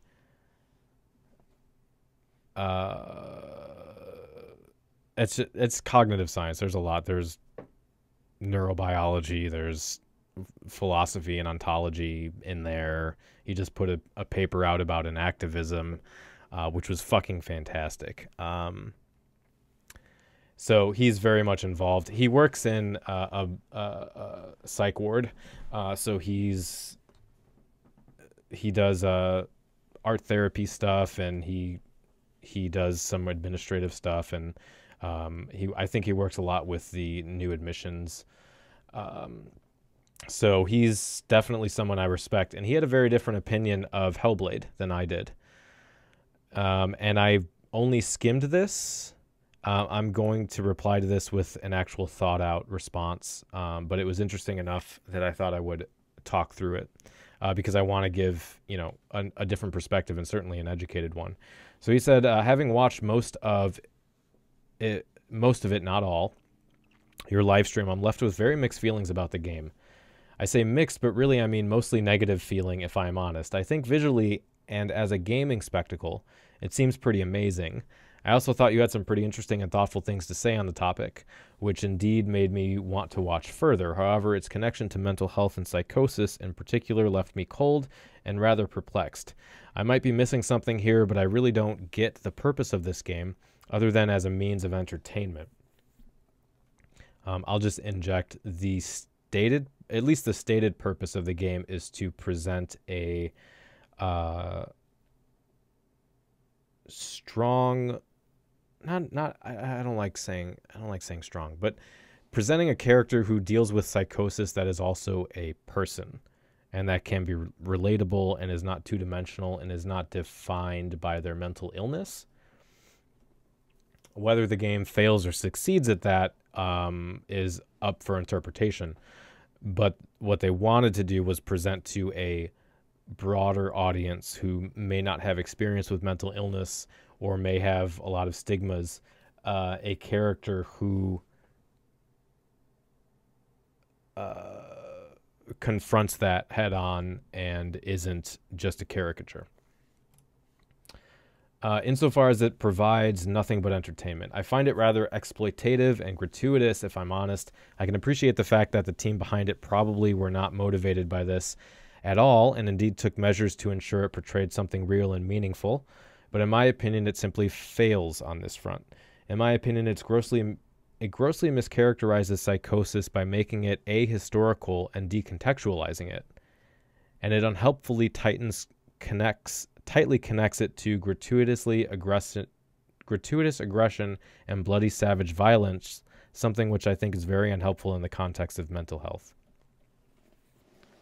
Ahistorical and decontextualized. I know they had a history consultant, but I can't speak really to the validity of what's portrayed. I know I watched some of the developer blogs, and they talked about going to the Viking Historical Museum, having a consultant on who was a historian. But I'm not a history guy, so I really have no idea on that. But he gets into this violence, from what I remember, from what I skimmed, this violence aspect to it, which I hadn't thought of, and I'm interested to read his thoughts. Let me double check. Live chat. So he says, until around the 17th century, the concept and the idea of psychosis, at least in the way we understood it, did not exist. In the Christian West, phenomena such as hearing voices, visual and auditory illuminations, commanded behaviors. Most of the so-called positive symptoms of schizophrenia, which we now take to be manifestations of psychosis, were often positively regarded as a sacred form of knowledge which connected the person more or less directly to God. That's portrayed in the game. These experiences were often, though not always, highly regarded and closely entwined with various religious narratives. I heard once someone talking about how there's a certain subsect of the population that have a much, much higher, I can't remember what the neurochemical was, neurotransmitter. But they're genetically predisposed to have a higher degree of a specific chemical being produced by the brain, which is akin to just constantly walking around on a low dose of shrooms. And some anthropologists have posited that this is one element of how we got sort of prophets and men of God who were seeing visions and speaking to angels and that kind of thing. He says they were by and large therefore experienced differently to modern day experiences and personal expression of these subjective experiences by both those having the experience and those dealing with the person undergoing the experience. This does not mean that abnormal forms of behavior were always regarded as positive things, either from the inside or the outside. Given its close connection to spiritual practices, normative assessments of these types of behaviors tended to take one of two opposing routes. The person either had a close connection to God and was therefore revered, or he was possessed by evil spirits which had to be dealt with. The point I want to make here is that the notion of psychosis, both as experienced subjectively and as experienced and understood by an observer, has contextual history. The game, however, portrays psychosis in a very ahistorical decontextualized fashion, as if psychosis is and has been one and only one thing throughout human history. We are led to believe that the main character, though belonging to a different historical time and place, suffers the same afflictions to those experiencing psychosis in modern-day Western societies. Let me just be clear here. I would have had no problem with this if the game was presented solely as a means of entertainment. The problem is that it's not just presented as such. It's presented as something which is part educational, part awareness raising, part heaven knows what else. But in this respect, it clearly fails. I think it addresses these issues very superficially and does that very badly at the time. And so that last bit is something I did read in the article Trae sent me, which is the one review of this game I've seen that was from someone who suffered from psychosis and did not think the game was representative of that. Decontextualized because it's a presentation of psychosis as we know it today rather than psychosis of the time.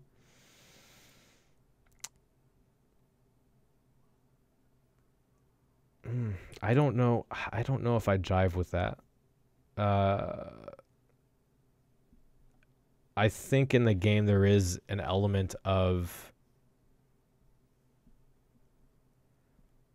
because the narrative behind what's happening is that she is a Celtic warrior, part of her tribe, and there are Nordic Viking invaders, and she is going off. Her experience of what's happening is very different than what might historically be happening. So I'm not sure I would say it is decontextualized necessarily, but yeah, I'm not sure how I feel about that. My biggest problem with this game, however, is its connection to violence. I don't know about America, but in the UK there has been a tendency to portray people with psychotic symptoms as extremely violent individuals. What do you guys think about that? I don't watch a lot of popular media, like TV shows. I mean, other than a couple things here and there, like Game of Thrones or Marvel movies, stuff like that. So I honestly don't really have a feel for how psychosis is portrayed in, I would think something like shows like NCIS or those crime drama shows would have more of that.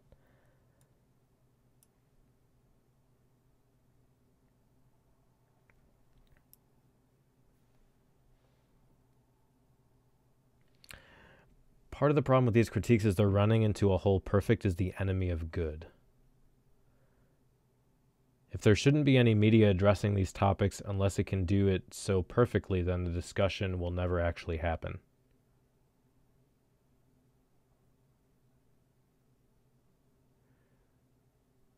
It's good to see a group at least make a serious attempt, even if flawed. Yeah, and I think I would largely agree with that. There have been a number of games dealing with mental illness. There's Depression Quest, which I haven't played, but I've heard that's a like text-based game. I've heard that's pretty representational.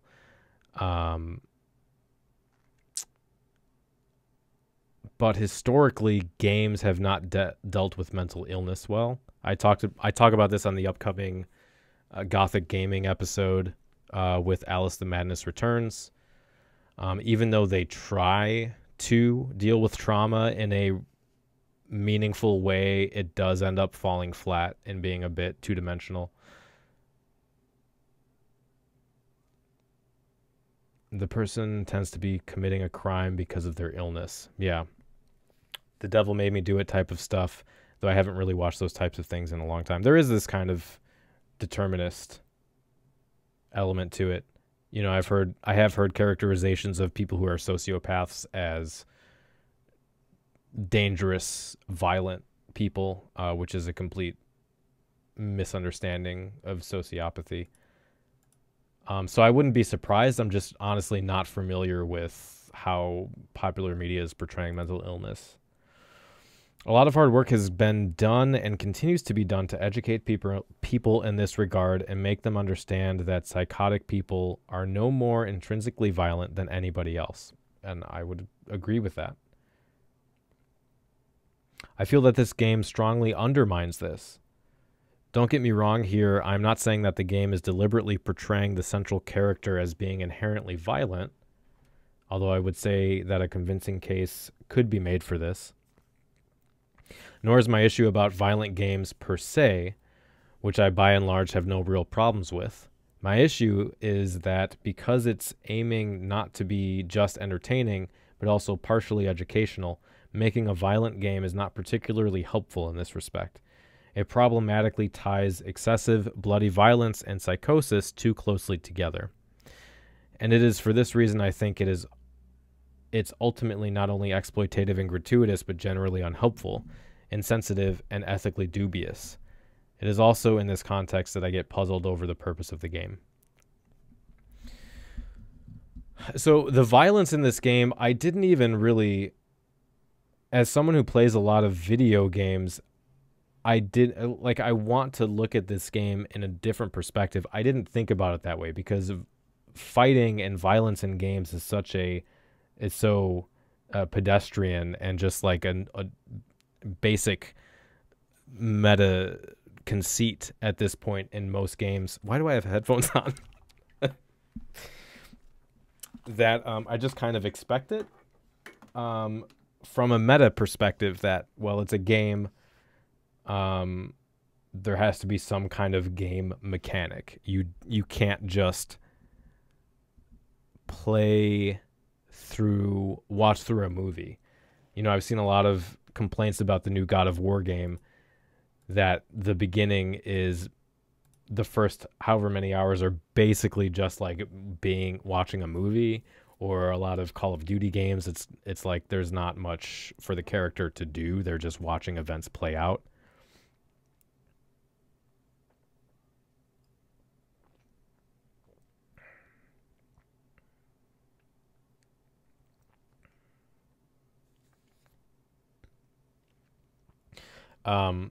So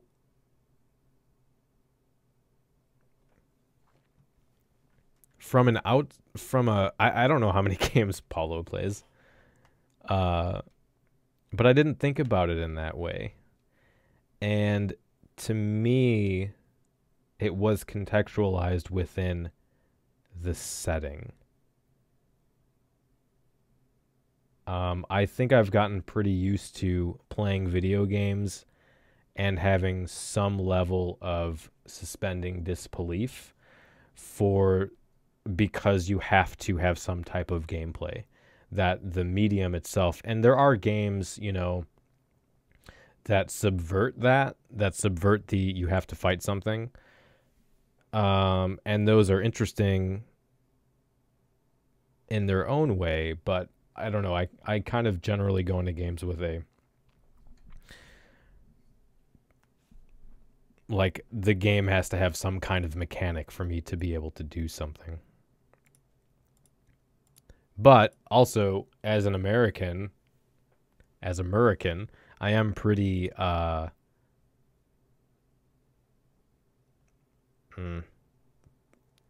pretty used to violence in basically everything.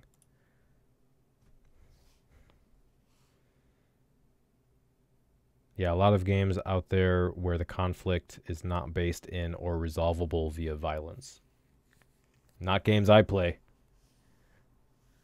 Because I care about goddamn freedom. Not some liberal. Some goddamn liberal.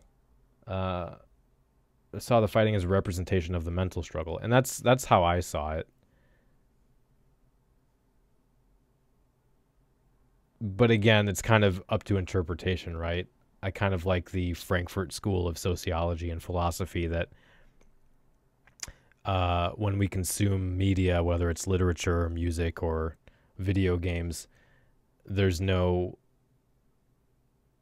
it's not a deterministic experience. It's not a set group of morals and beliefs that are defined by the author and rigid and unflexible, but it's a interaction with an interpretation of the story presented and your experience of it, and your the interpolation of outside experiences and cultures and relationships that form this dialectical relationship between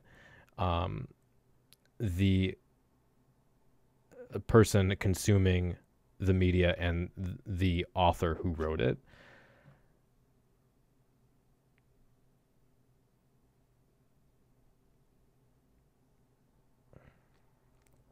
It's violent because mental illness sucks and it's difficult to get through. A physical struggle to represent a mental one. That's fair. Everyone experiencing things differently. Yeah. And again, I don't want to mischaracterize Paulo, because I know he's very much about getting rid of false dichotomies and complexity and individual experience and the way different aspects of existing and environment and biology interact with each other and kind of create your own world of existence and that kind of thing. So I don't want to mischaracterize his general philosophy, because I think he understands that way better than I have, and have changed a lot of my views philosophically and really about neuroscience in that regard. But there's also a potentially problematic implication when portraying mental illness as enemies that can somehow be defeated rather than something that needs to be learned to live with. I totally agree with that. The creators of the game, at least, have stated they set out to create that. To make a character who is worthy of who they are in themselves, and isn't a one-dimensional, that it's not a one-dimensional fight against mental illness and you just have to beat the final boss and then it goes away. And the ending of the game is much more true to life, I think. The thing with the game, at least for me, I feel like everything presented in the game can be interpreted on multiple levels. That everything can be taken metaphorically or literally or some combination of the two. Whether it's you want to look at it in a historical context or apply it to your own experience. So I think it functions really well on that level.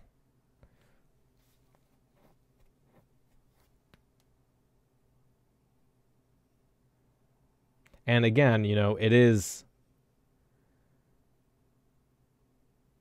trying to present the experience of psychosis, but mental illness, even two people who have depression, two people who have schizoaffective disorder, some will have the same experiences, some will deal with it their entire lives, some will not, some will have different experiences. Some people will find medication that works for them and they don't really have any issues. Some people, it's a complicated, there's levels of interaction and experience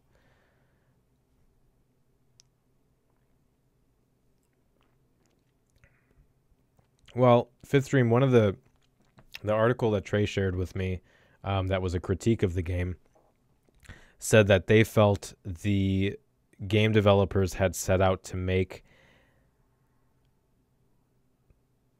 a game where you had a warrior fighting a Celtic invasion. And then at some point in the development process, they decided they had an opportunity to do something more meaningful. And she felt like the mental illness aspect of it had been forced onto a pre-existing story. From what I watched with the developer blogs, I don't feel like that is how it went down. But to her, it felt like it was a forced element on something else.